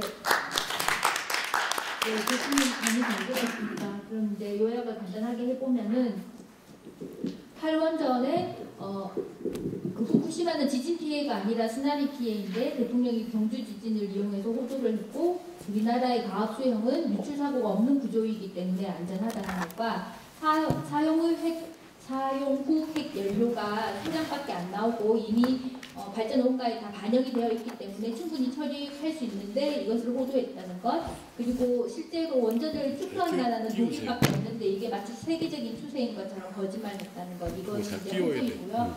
그다음에 탈원전을 3년 동안 했음으로 해서 이제 드러난 피해는 원전 산업이 붕괴된 것인데 이거는 보조금을 줄 게 아니라 신한일 3, 4, 5기를 재개하면 저절로 해결이 된다는 것, 그리고 탈원전 때문에 한전이 적자를 볼 수밖에 없었고 상대적으로 LNG 이율이 늘어나면서 LNG 수입 가격이 오히려 더 많이 늘어났다는 것, 이런 피해가 있고요.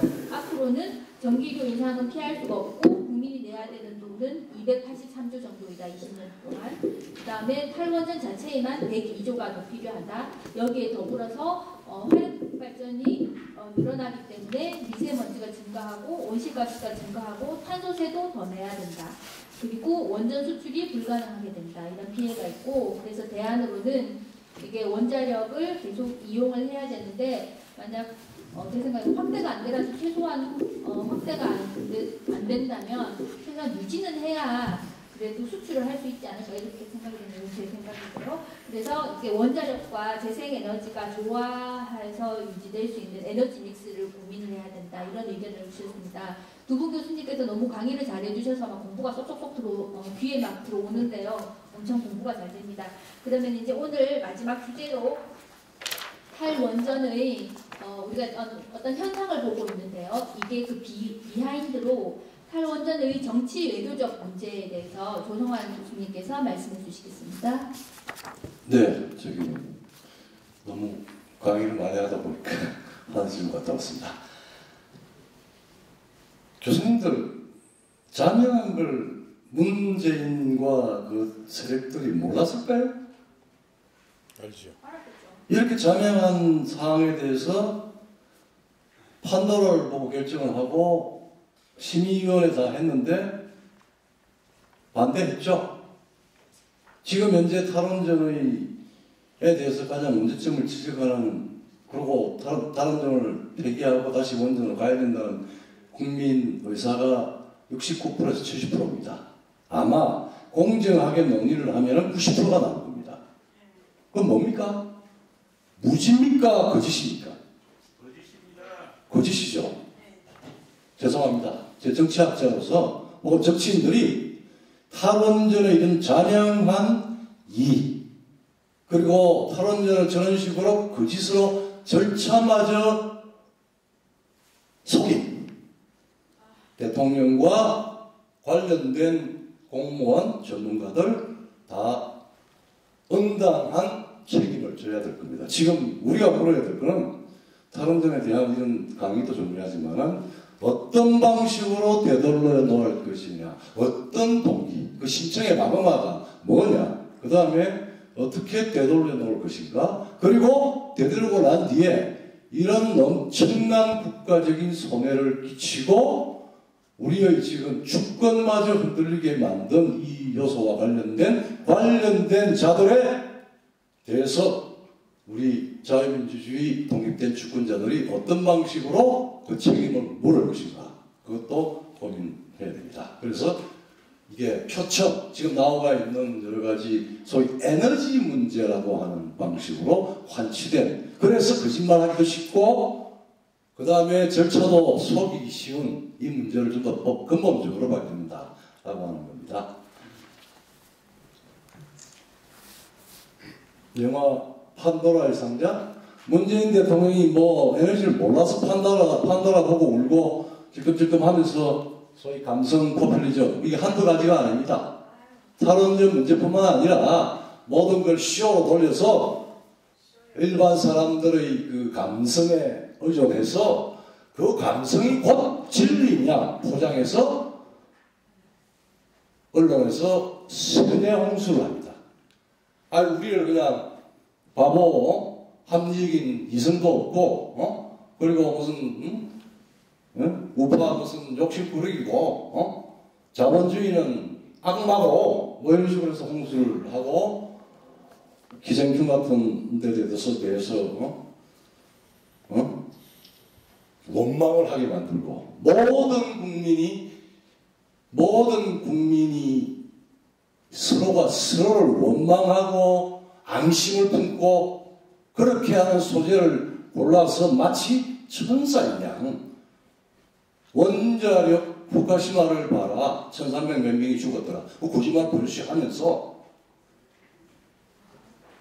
그 현상에 인상적인 감정을 동원을 해서 감성 폭풍 생각을 용서하죠. 그리고 소위 말하는 환경 떠도는 환경 근본주의, 자칭 진보라고 하는 사람들은 다 환경 문제를 도금하는 정치적 이득을 위한 수단으로 봤습니다. 진보가 살아남을 수 있는 게 옛날식의 계급 투쟁이 아닌 녹색 성장, 환경 이러면서 했던 그 독일에서부터 시작된 겁니다. 그리고 유토피아를 주장하면서 사실은 그 현실은 디스토피아입니다. 지금 한전을 보십시오.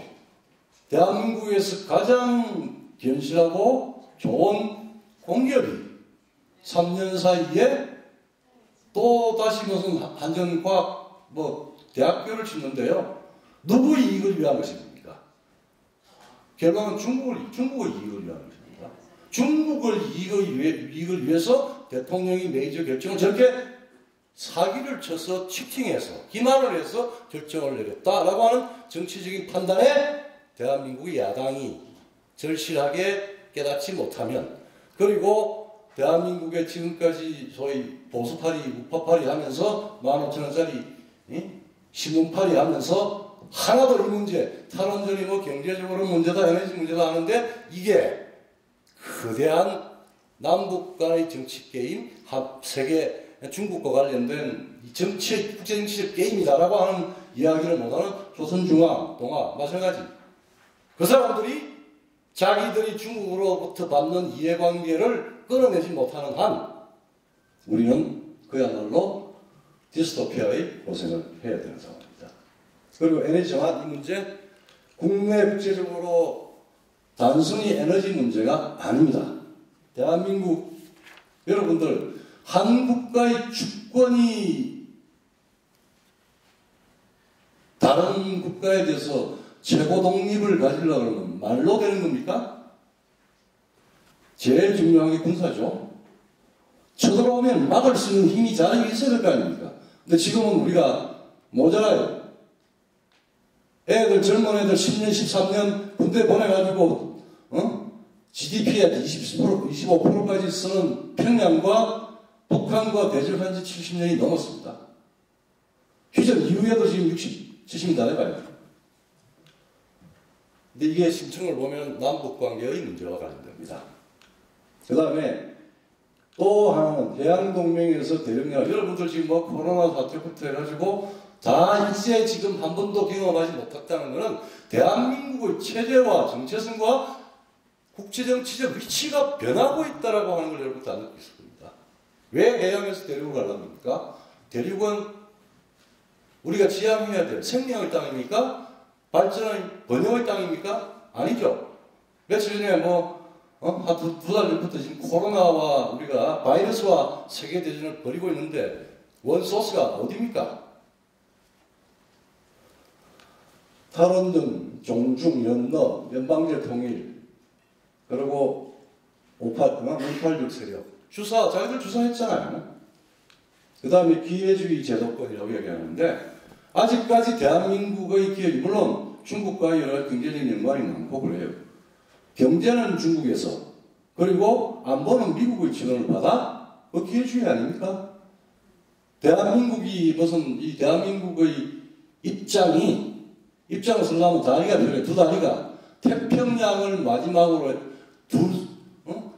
미국과 태평양을 사이에 두고 미국과 중국을 두 다리를 한쪽은 경제, 한쪽은 안보 이러면서 할 정도의 기럭지가 됩니까? 며칠 전에 은퇴한 조선일보의 김대중 씨가 8년 전부터 양다리 걸치기론을 주장해 왔습니다.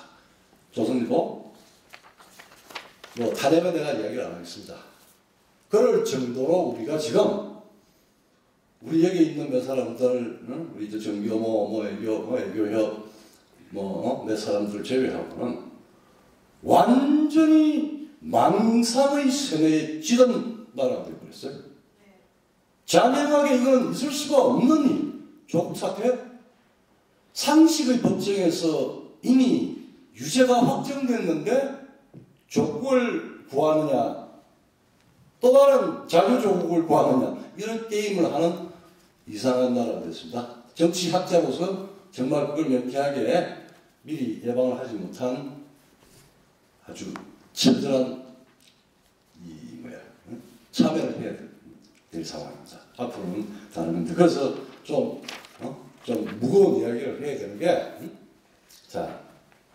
아무도 대한민국의 통일연구원 하면서 이 조선반도 탈원전이 기본적으로 평양이 구소련의 세바르드나제가 가서 더 이상 핵 개발하지 마.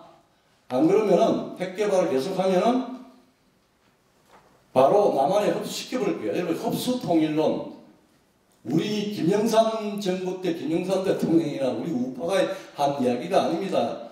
구소련의 외상인 세바르드나제가 김일성을 만나서 개혁 개방해. 글라스노스트 민주화도 하고 페레스트로이카 우리같이 구조개혁도 해. 그러지 않으면 남한에 흡수시켜버려. 이미 대한민국하고 수교를 한 뒤에 갔습니다. 91년 9월이에요. 그리고 그 뒤에 몇 달 뒤에 IAEA에 들어가면서 그 직전에 이야기를 했던 게 조선반도 비핵지대 화론입니다. 이게 뭐냐면은 56년부터 이야기했는데 76년, 86년에 또다시 조선반도에서 비핵지대 평화지대를 창설할 때 대한 제안 발표. 그렇게 해서 우리 쪽에 평화공세를 했습니다. 그것의 결과로 나오는 건데, 요 사이에 소련의 세바르드나제 회장이 방문합니다. 91년 9월입니다. 한국하고 한소수교 마치고. 그 다음에 조선반도 비핵화 대신 요거를 조선반도 비핵화 가지고 공세를 취하니까, 그럼 남북 불같이 협정하자. 평양에서 먼저 제안했어요. 요거 두 개가, 하나는 군사적인 차원에서의 비핵지대, 조선반도 비핵지대. 그 다음에 평화지대는 불가치 법적, 서로 평화조약을 맺자는 겁니다. 그런데 그 핵심은 세바란나즈가 와서 이제 야단을 치니까 그때는 중국은 아무 힘이 없었어요. 천안문 사태 이후에 평양을 돌봐줄 수 있는 그런 뒷배가 못 됐고 여전히 그 뒤에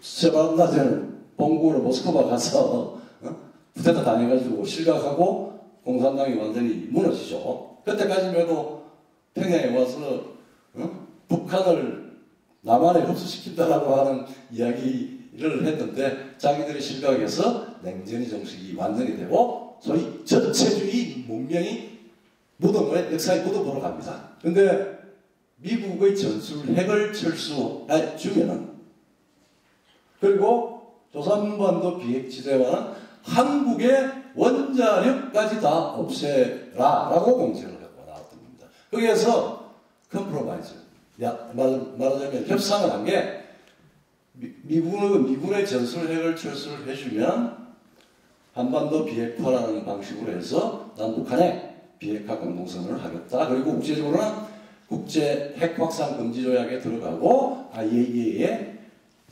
들어가서 핵 개발을 스톱하겠다. 지금 문제 탈원전은 사실은 이겁니다. 이거를 이 김일성의 지령이 지금 실현되고 있는 겁니다. 이겁니다. 한국 내 원전 조치, 북한의 가입 조약, IAEA 사찰수사. 근데 이렇게 바로 안 했잖아요. 왜? 남쪽의 정권이 바뀌고 미국의 정권이 바뀌니까 김일성이가 아니라 아들 김정일이가 만약에 그런 식으로 해서 평양이 비핵화를 정상국가를 하게 되면 김정일이는 권력을 놓아야 될 상황도 됩니다. 그래서 김정은이 아버지 김정일이는 지금 2,500만이죠. 2,300만, 2,400만, 2,500만의 우리 북한 동포의 미래를 다 닫아버리고 김씨 정권의 유지를 위해서 핵 옵션을 선택을 했습니다.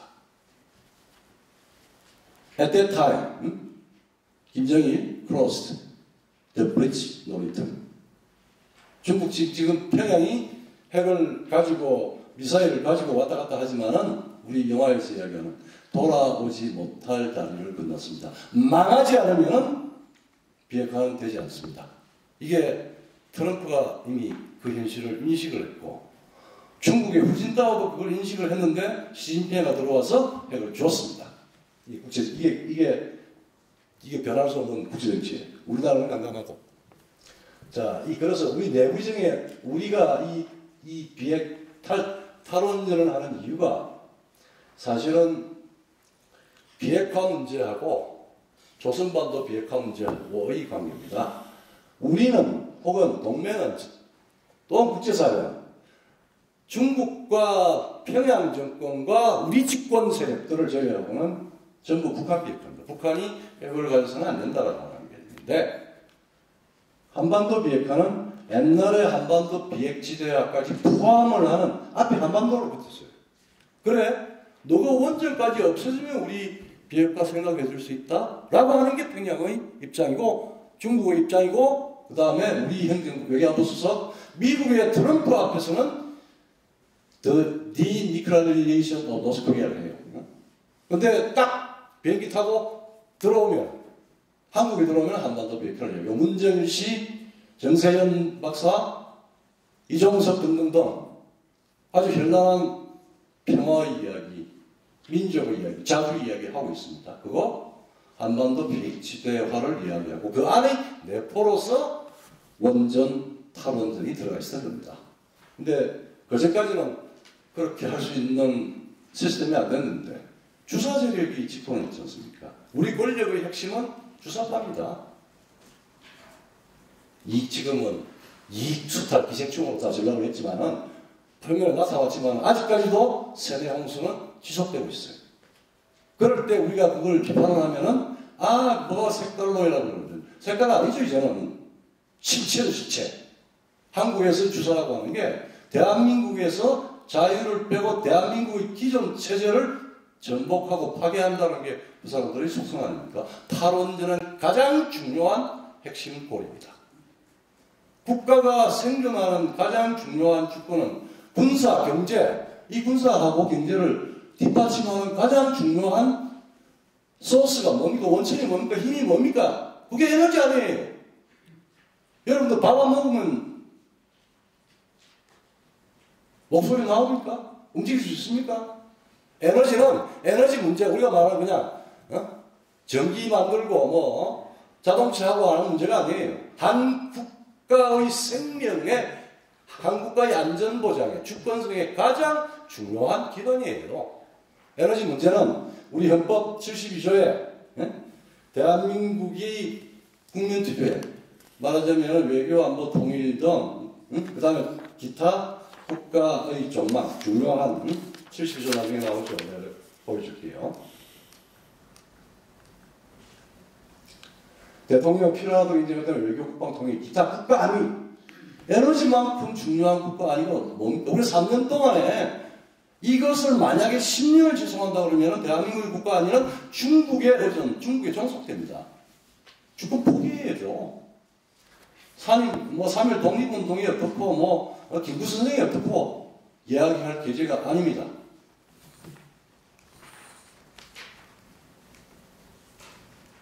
그래서 이게 아직까지 촛불혁명 정부라고 이야기를 해요. 여러분들, 대한민국 어쨌든 간에 촛불 상황이 있었습니다. 촛불 완경 정치가 있었고, 그것 때문에 또 탄핵도 존재했고, 그렇지만 대한민국 헌정이 중단된 게 아니라 대한민국 헌법에 의해서 2017년 5월 10일 대통령으로 당선이 되고 그날 대한민국의 헌법을 수호할 책무를 선언을 하고 대통령이 취임했죠. 청와대에 돌아오자마자 국무총리와 대통령은 문재인 정부는 촛불혁명 정부다 그랬습니다. 어떻게 혁명 정부가 됩니까? 아직까지 혁명하고 있나요? 혁명 정부 여러분들, 프랑스 혁명을 한 대상이 누구였습니까? 그 전에 존재했던 앙시앙 레짐 아닙니까? 대한민국은 바로 촛불혁명 정부의 시각에서 따르면 앙시앙 레짐은 바로 자유대한민국입니다. 전복의 대상이 되죠. 클리어하게 주마등같이 3년 동안 대한민국의 정체성, 대한민국 생김부터 시작해서 그 다음에 체제성에 대한 여러 가지 여러분들이 상상을 불허하는 요소들이 진행되고 있었던 것에 대해서 지금 우리가 편안하게 안락사하고 있지만은 그 근본들이 무너져 내리고 있고 제일 먼저 한 게 탈원전입니다. 탈원전 체제 변혁의 가장 중요한 그거였습니다. 힘 다 빼버린 거예요. 그 다음에 두 번째, 4.27 우리 남북한 합의 전에 이미 탈원전 절차고 뭐고 다 진행이 됐죠. 김씨에 대한 약속 이행입니다. 할아버지에 대한 김정은 정권에 대한 김정은 할아버지 김일성에 대한 30년 된 약속을 이행한 거라고 나는 보아지는 요소가 많습니다. 탈원전 먼저 하고 선언하고 진행하고 난 뒤에 한반도 비핵화 해가지고 만났죠. 18년 4월 27일 판문점에서 만나서 둘이서 뭘 했는지 이겁니다. 즉 이거는 불가역적 에너지 여러분들한테 영양분 다 빼버리고 폐 손상시키고 하고 다 하고 나면은 불가역적으로 부실한 사람 돼버리잖아요. 또 세 번째. 죄송한데 시간 너무 많이 지나서 그래. 속도를 좀 조절해 주시죠. 그 다음에 이게 이제 성격 과정. 그 다음에 이게 또 지금 계속되고 있는데 여러분들 이 세 가지입니다. 우리의 국제정치적 위치를 바꾸려는 거하고 탈원전하고 연관이 됩니다. 중국에 처음과 3불 합의를 했죠.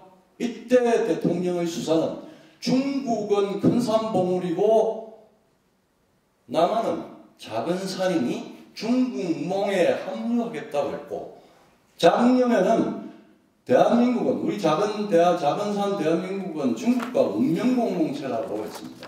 정치학적으로 운명공동체는 가족과 국가밖에 없어요. 대한민국의 대한민국 헌법의 최고 수호자로 명무상으로 되어 있는 대통령이 중국의 주석한테 운명공동체를 이야기했다. 나중에 책임져야 될 겁니다. 그 다음에 18년부터 산전에서 지금 유럽은 슈퍼그리드에서 개통인계가 된다. 뭐 아시아, 아프리카도 본다. 이러면서 탈원전을 동부가 슈퍼그리드의 추진, 중국, 러시아, 남북간 개통 연결을 한다. 즉 에너지는 에너지 배합의 변경. 두 분한테 제가 좀 착각하겠습니다. 이거는 에너지 배합의 변경이 아니고 에너지 연결이 전환을 추구합니다. 이건 우리 자체의 움직일 수 없는 한반도 반도의 정치적인 협력, 지정학적인 그 위치를 사실은 변경시키는 거나 하고 연계된 프로젝트입니다. 지금 여기서 산자부에서 하도 한국에너지에서 문제가 많으니까 요건 살짝 북한을 뺐죠. 애초부터 이야기가 되는 거는 박근혜 대통령 때도 이 이야기를 했습니다. 즉 미국의 세일 혁명 2016년 이전에는 우리가 에너지가 부족하니까 원전도 그렇고 하고 하니까 러시아하고 관계가 좋고 그러니까 여기서부터 내려와서 평양한테 우리는 통일을 할 거니까 혹은 협의를 해서 이쪽으로 들어오는 걸 만들자라고 하는 건 한 20년 동안 한국 국제정치 혹은 경제학 혹은 에너지 전공자의 그 몽상가들이 하는 프로젝트였습니다. 저같이 국제정치 리얼리스트로서는 이거는 말도 안 되는 일입니다. 이게 어떻게 됩니까? 이래 되면은 블라디보스토크 하바롭스크에서 에너지를 잠그면은 우리가 손들어야 될 뿐만 아니라 김정은이가 잠그면 김정일이가 잠그면은 수업되는 거 아닙니까? 이거를 무슨 에너지로 구한다고 얘기해요. 오케이 이런 식으로 되죠. 블라디보스토크에서 배로 오면은 될 수 있죠. 야 너 여기까지 만들어 우리 배로 할게 우리 조성돼 있으니까 뭐 이거는 메이크 센스였습니다. 2016년 전 이전까지. 근데 지금 2017년에 집권한 정부가 여기까지 지금 이야기하고 이미 이 한전에서 지금 우리 제주도 가는데 중국 업체가 입찰이 되고 태양광 재생에너지 전부 다 오늘 아침에 조선일보 크게 났대요. 이제 조선일보가 중국의 실체를 많이 깨달았나 봐요. 양다리 걸치기가 아니고 뭔가 한쪽으로 기존의 동맹을 잘 이용을 해야. 여러분들 왕독 수리 등에 탄 대한민국이 중국하고 맞짱을 뜨고 있었지 않습니까? 우리가 맨날 기술 주고 그랬는데 갑자기 왕독 수리에서 지금 떨어지는 건지 내려오는 건지 망상의 동물이 드래곤의 발톱에 지금 스스로 들어가려고 용을 쓰고 있어요. 반쯤 들어가고 있죠. 국민을 제외하고 아마 한국의 집권 세력 혹은 저도권, 기득권 세력들은 다 대부분 여시제도 있고 뭐도 골치 아프게 다 연결되어 있습니다. 중국 시진핑은 미국까지 다 거의 돈으로 요리를 다 했다고 생각을 했는데 지금은 다른 방식으로 가고 있습니다. 그리고 이거 다 문재인의 지정입니다. 문재인 정부의 지정학적 전략, 중국 1대1로에 참가하겠다. 우리가 내 포로서 참수가 있다는데 떡줄 사람은 생각도 안 하고 있습니다. 1대1로의 1대의 출발은 여기 북쪽이에요. 태평양으로 나올 생각 안 합니다. 대신에 역애치선라인 한 대한민국을 중국의 영향권에 넣어서 옛날에 우리 애치선 라인 즉 대만과 한국을 미국의 태평양 방위서에서 제외한다라고 하고 난 뒤에 전쟁 났죠.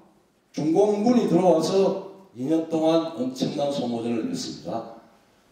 스탈린이 미국도 힘 빼고 중국도 힘 빼도록 해서 이미 전선이 그전에 휴전하도록 다 되어 있었던 것들을 2년 동안 지장이 죽을 때까지 스탈린이 휴전 못하게 만들어서 지금 우리가 정전 상태가 우리가 지금 우리 정부가 떠들고 평양이 떠들고 한다고 해서 절대 평화협정이 될 수가 없습니다. 중국과 미국이 합의를 해줘야 되는데 지금 중국과 미국이 평화협정을 키시저같이 하겠습니까? 대전쟁을 지금 바이러스, 무역전쟁, 그다음에 인권, 경제 자명합니다. 세계는 미국과 중국의 총체적 문명 경쟁에 돌입을 했습니다. 2016년 이후에. 지금 이런 걸 예를 들어 이거는 자명한데 아직까지 우리의 정치 세력들이 이런 중요한 문제에 대해서 별로 그렇게 문제를 제기를 하지 않고 이론적으로만 이런 식으로 그림을 그려보면은 참 침몰하는 중국에 붙들려 있다는 생각입니다. 자, 그러면 국가안보 이거는 여러분들 아까 입법사항이라고 그러는데 사실은 최소한 입법사항은 해야죠. 입법이라고 하는 것은 국민적 공론을 가지는 상황입니다. 근데 대통령과 총리형으로 하면서 그때 김경진 의원이라고 사실 그때 친여당 의원도 저거는 탈원전 결정은 직권남용으로 탄핵의 사유가 된다고 그랬어요. 그건 탄핵이라고 하는 것은 200명 국회의원이 만들어져야 되니까 그건 둘째 문제로 치고 어쨌든 간에 나중에 이거는 엄청난 아마 책임을 져야 될 사람이에요. 임기 5년의 정부가 대한민국은 이렇든 저렇든 지금 저렇게 우리가 생각하는 70년의 역사에서 예외적인 지금 통치 기간이 들어있다 하더라도 대한민국은 일적으로 대통령 헌법에 따라서 통치를 받고 선거를 해야 되고 제한 정부입니다. 숫자가 정해져 있어요. 아무리 건불 10년이 아니라 대한민국 건불 5년입니다.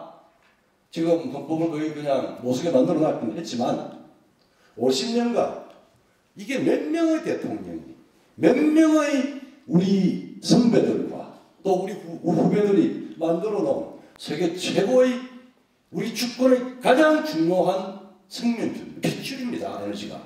그 기축 에너지 체제를 함부로 망가뜨려요. 그 다음에 이거는 사월적 국가안보 인프라입니다. 여러분들 미국 CIA 보고서나 한국에 그래도 때 있는 정보를 아는 사람 같으면 북핵이 만약에 쓸 수가 없겠지만 만약에 사용된다 그러면 서울 상공에 먼저 떨어지겠습니까? 아니면은 원전이 모여있는 경주부터 부산 사이에 있는 거기에 먼저 떨어지겠습니까? 저는 부자라고 봐요. 원전 스톱시키려면 대한민국 스톱이죠. 한국 안 하고 100일 겁니까? 지금 경제로서는. 그래서 공학하는 사람들 좀 같이 세미나 해줍시다. 이게 굉장히 이런 백그라운드 문제, 그리고 우리 산업혁명이든 뭐든 역사를 보면은 에너지 문제가 그냥 역사의 문제고 국제정치의 문제고 문명의 문제고 그 다음에 마지막으로 현재 우리가 살아있는 각 독립된 주권자 자유 개인의 문제예요. 근데 이걸 전부 그냥 진영으로 몰아가지고 정신 못 차리고 있으니까 이 세대 홍수에 다 녹아 들어간 그런 상태입니다. 그리고 나는 내가 만약에 야당의 대표 같으면 벌써 이야기를, 내가 국회에서 몇 번 했는데 나는 헌법 72조를 걸어서 지금 당장 이러이런 지금 아까 사기쳤고 엉뚱하게 피해가 많고 이런 걸 들어서 딴 데 안 하고 온 지방을 다 다니면서 국민 투표를 합시다. 대통령이 당신은 조금 있으면 1년 반 지나 2년도 안 남았는데 2년 반도 안 남았는데 이걸 다시 원래대로 돌려놓지 못하면은 대한민국은 죽는다. 나는 그렇게 생각하고 거기에 대한 결정은 국민들한테 주권자인 주인한테 물어봅시다. 자칭 민주파들 좋아하는 주권자한테 물어봅시다. 국민투표 붙여야 됩니다. 그리고 이제 끝났어요. 이제 끝났어요. 그래서 이거 이런 상황이 될 거고 만약에 현 정부를 세력을 바꾼다면은 정권 교체를 해야 될 이유도 정말 여기에 있는데 우리 체제를 유지하고 자유대한민국을 계속 유지하려고 하는 데는 이런 문제까지도 문제의식이 가야 되고 정치권이나 매일매일의 언론, 공론을 담당하는 최전선의 지식인이 언론에서 이런 말을 안 하죠. 최소한 신문 한두 개라도 악착같이 이야기하면은 이렇게 할 수 있는데 다 공범 비슷하게 있습니다. 그래서 저는 이런 역사의 범죄에, 난 역사의 범죄라고 그러는데 제가 이렇게 떠드는 이유는 저는 침묵을 하고 있으면 그 역사의 범죄의 공범이라고 생각을 해요. 그래서 정규모도 하고 이렇게 좀 과격하게 이야기도 합니다. 그래서 이 뭐 다 아는 이야기입니다. 이제는 대통령 탄핵이든 하야든 뭐든 정권 교체의 원상복귀 책임자 처벌까지를 지금부터는 이제는 탈원전은 이런 문제가 있다는 것보다 탈원전의 절차에서 어떤 사람이 실명 거론해서 뭔 거짓말을 했느냐를 백서를 만듭시다. 그리고 그 사람들한테 직접 책임도 물어보고 안 되면 정권 바뀌어서 책임 물어봅시다. 그리고 지금 미중 더 크게 보면 아무리 여기서 우리 저 한반도에서 남북한 싸움을 하고 지랄하고 난치더라도 대한민국 큰 세계사적인 문명의 편에 있습니다. 대한민국 국민 90% 이상이 다 자유민주주의고 자유인이고 자기 소유권 좋아하고 자유를 좋아하는 사람이에요. 한 줌의 시대착오적인 기득권 기회주의자들 이익수사처 조국 사태에서 다 나왔죠. 주사가 민주화 운동으로 포장됐는데 과연 민주화를 했습니까? 자기들의 권력 백동을 이용한 이득의 취득입니다. 다 드러났어요. 그래서 정경호가 우리가 지금 계속 그 하고 있는 부분은 바로 그 부분입니다. 좌든 우든 제대로 하는 말이에요. 상식을 뒤엎고 기득권을 공고히 하고 헌법도 무시하고 그리고 보편적 양심 이런 것들 다 무시하고 이익을 취하겠다.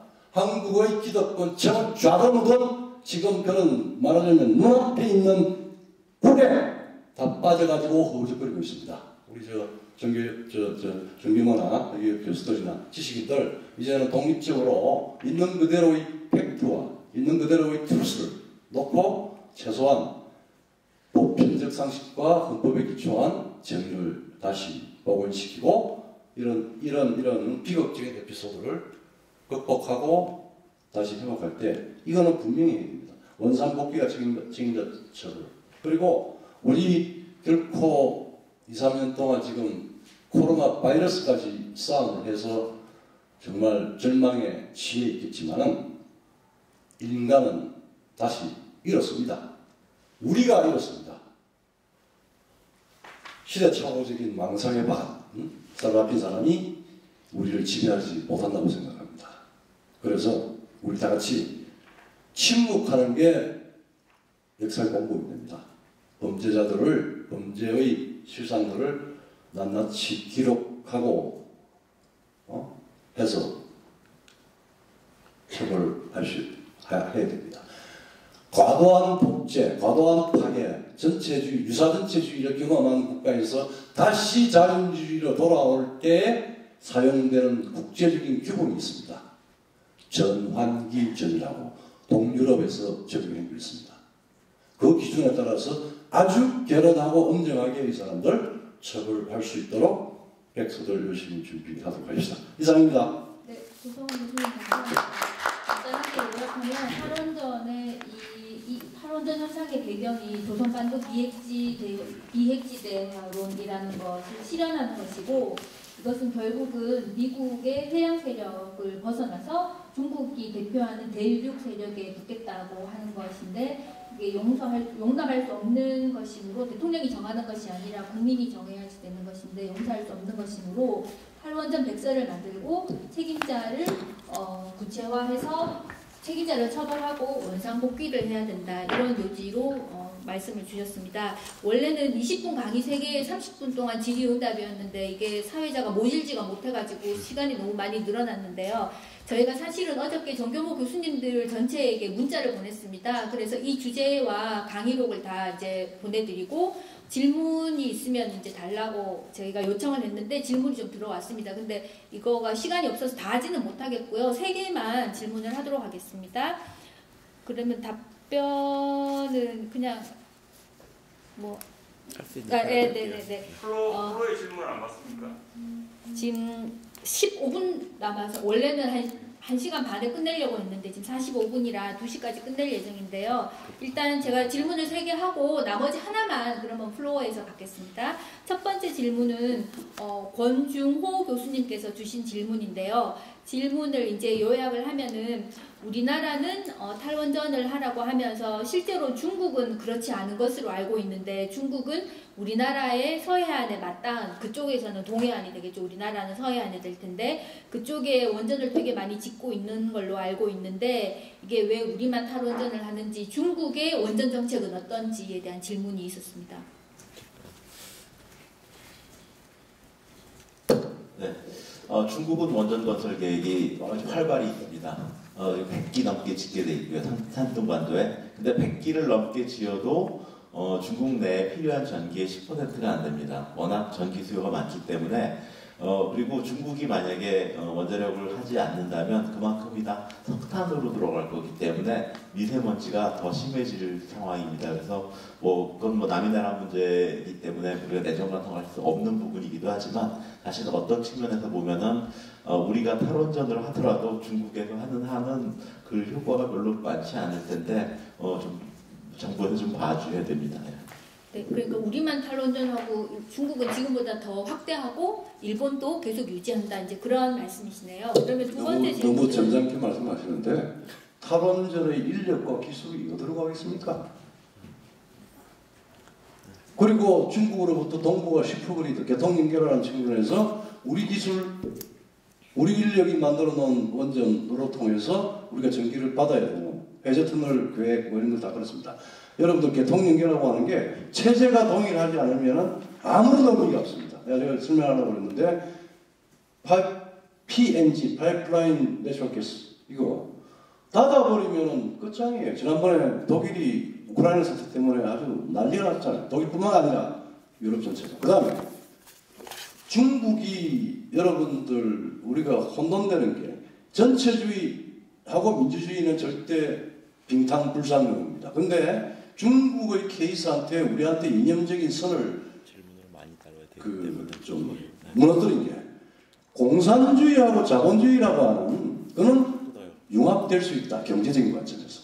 네. 아닙니다. 네, 그러면은 중국은 어떻게 하고 있느냐는 질문에 중국은 우리보다 엄청 많이 만들고 있다. 그리고 이게 체제가 다른데 같이 에너지가 엮이는 건 말이 안 된다. 이렇게 이제 대답을 주셨습니다. 한 분만 대답을 해주시기 바랍니다. 그 다음에 정재용 교수님 질문인데요.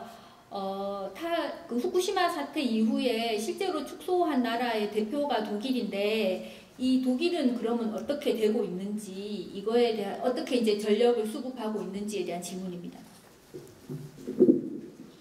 예, 독일은 원전은 다 이제 2025년까지 정지시키기로 해놓고 그 대신에 신재생 에너지, 특별히 이제 풍력과 태양광을 아주 급격히 이렇게 확대시키고 있습니다. 이득 보는 사람이 있겠죠. 독일은 이제 북쪽에 해상 풍력 시설에서 효율 높은 그런 발전이 되고 있고 그거를 이제 산업지대는 남쪽인데 뮌헨이라는 쪽에 거기 이제 송전선에 이제 약간 문제는 있지만 그리고 지금 거의 30% 40%를 신재생으로 공급하고 있는데 독일은 그럼에도 불구하고 우리나라보다는 여건이 좋은 게 독일은 이제 전력망이 주변 국가들하고 이렇게 다 연결이 돼 있고 그래서 전력이 바람이 많이 불고 이럴 때는 이제 주변국으로 수출을 하고 없을 때는 이제 프랑스나 체코 같은 또 이런 원자력을 하는 나라에서 수입을 하는데 그 수출을 할 때 굉장히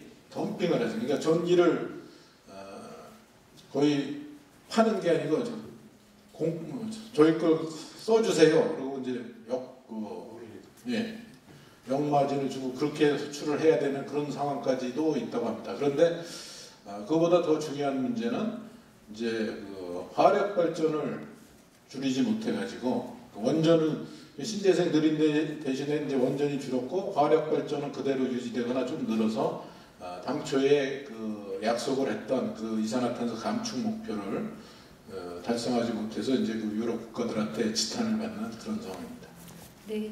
그래서 탈원전으로 가고 탈은 아니지만 비중을 줄이고 있는 독일은 어떻게 하고 있는지에 대한 질문에 독일은 전기를 수입하고 있다는 것과 그리고 이제 뭐 비슷한 체제인 나라들한테 수입하니까 위협은 안 될 것 같은데요. 수입은 아니고요. 네. 네트로는 수출을 하고 아, 있는데 네네네. 싸게 혹은 돈을 주고서 수출하는 그런 경우도 있다. 네. 그래서 원전을 줄였는데 오히려 이제 화력 에너지를 더 많이 하기 때문에 실제로는 원래 원했던 친환경이랄지 뭐 이런 식 그런 방향으로는 가고 있지 못하다 그런 걸로 요약이 되겠습니다. 그럼 세 번째는 정범진 교수님께 질문을 드리겠는데요. 김달숙 교수님이 하신 질문입니다. 탈원전이 한국 경제와 국민 일자리에 그리고 한국 경제에 미친 경제적 손실 그리고 국민 일자리에 미치는 손실이 이게 돈으로 하면 얼마나 될는지 궁금하다 이런 질문을 주셨습니다. 제가 그 경제학자가 아니어서 그거는 뭐 추산하기 어렵고요. 딱 전기를 못 만든 가격이 1000조다라고 제가 문화일보에다 기고한 사실이 있습니다. 뭐냐면 그 지금 6기 원전을 이제 건설 백지화를 했는데 6기 원전이 60년간 가동되었으면 생산했을 전기 양이 있습니다. 그 용량에다가 기간 곱하고 이용률 85%하고 전기값을 곱하면 나옵니다. 500조입니다. 그리고 이제 그 2023년서부터 수명이 도래하는 원전에 대해서 재가동을 안 하기로 했는데 그것도 용량이 다 나오고 보통은 외국 다 20년씩 수명 연장을 해서 사용하니까 20년 동안 생산할 전기를 환산해 보면 한 400조 원 정도 나옵니다.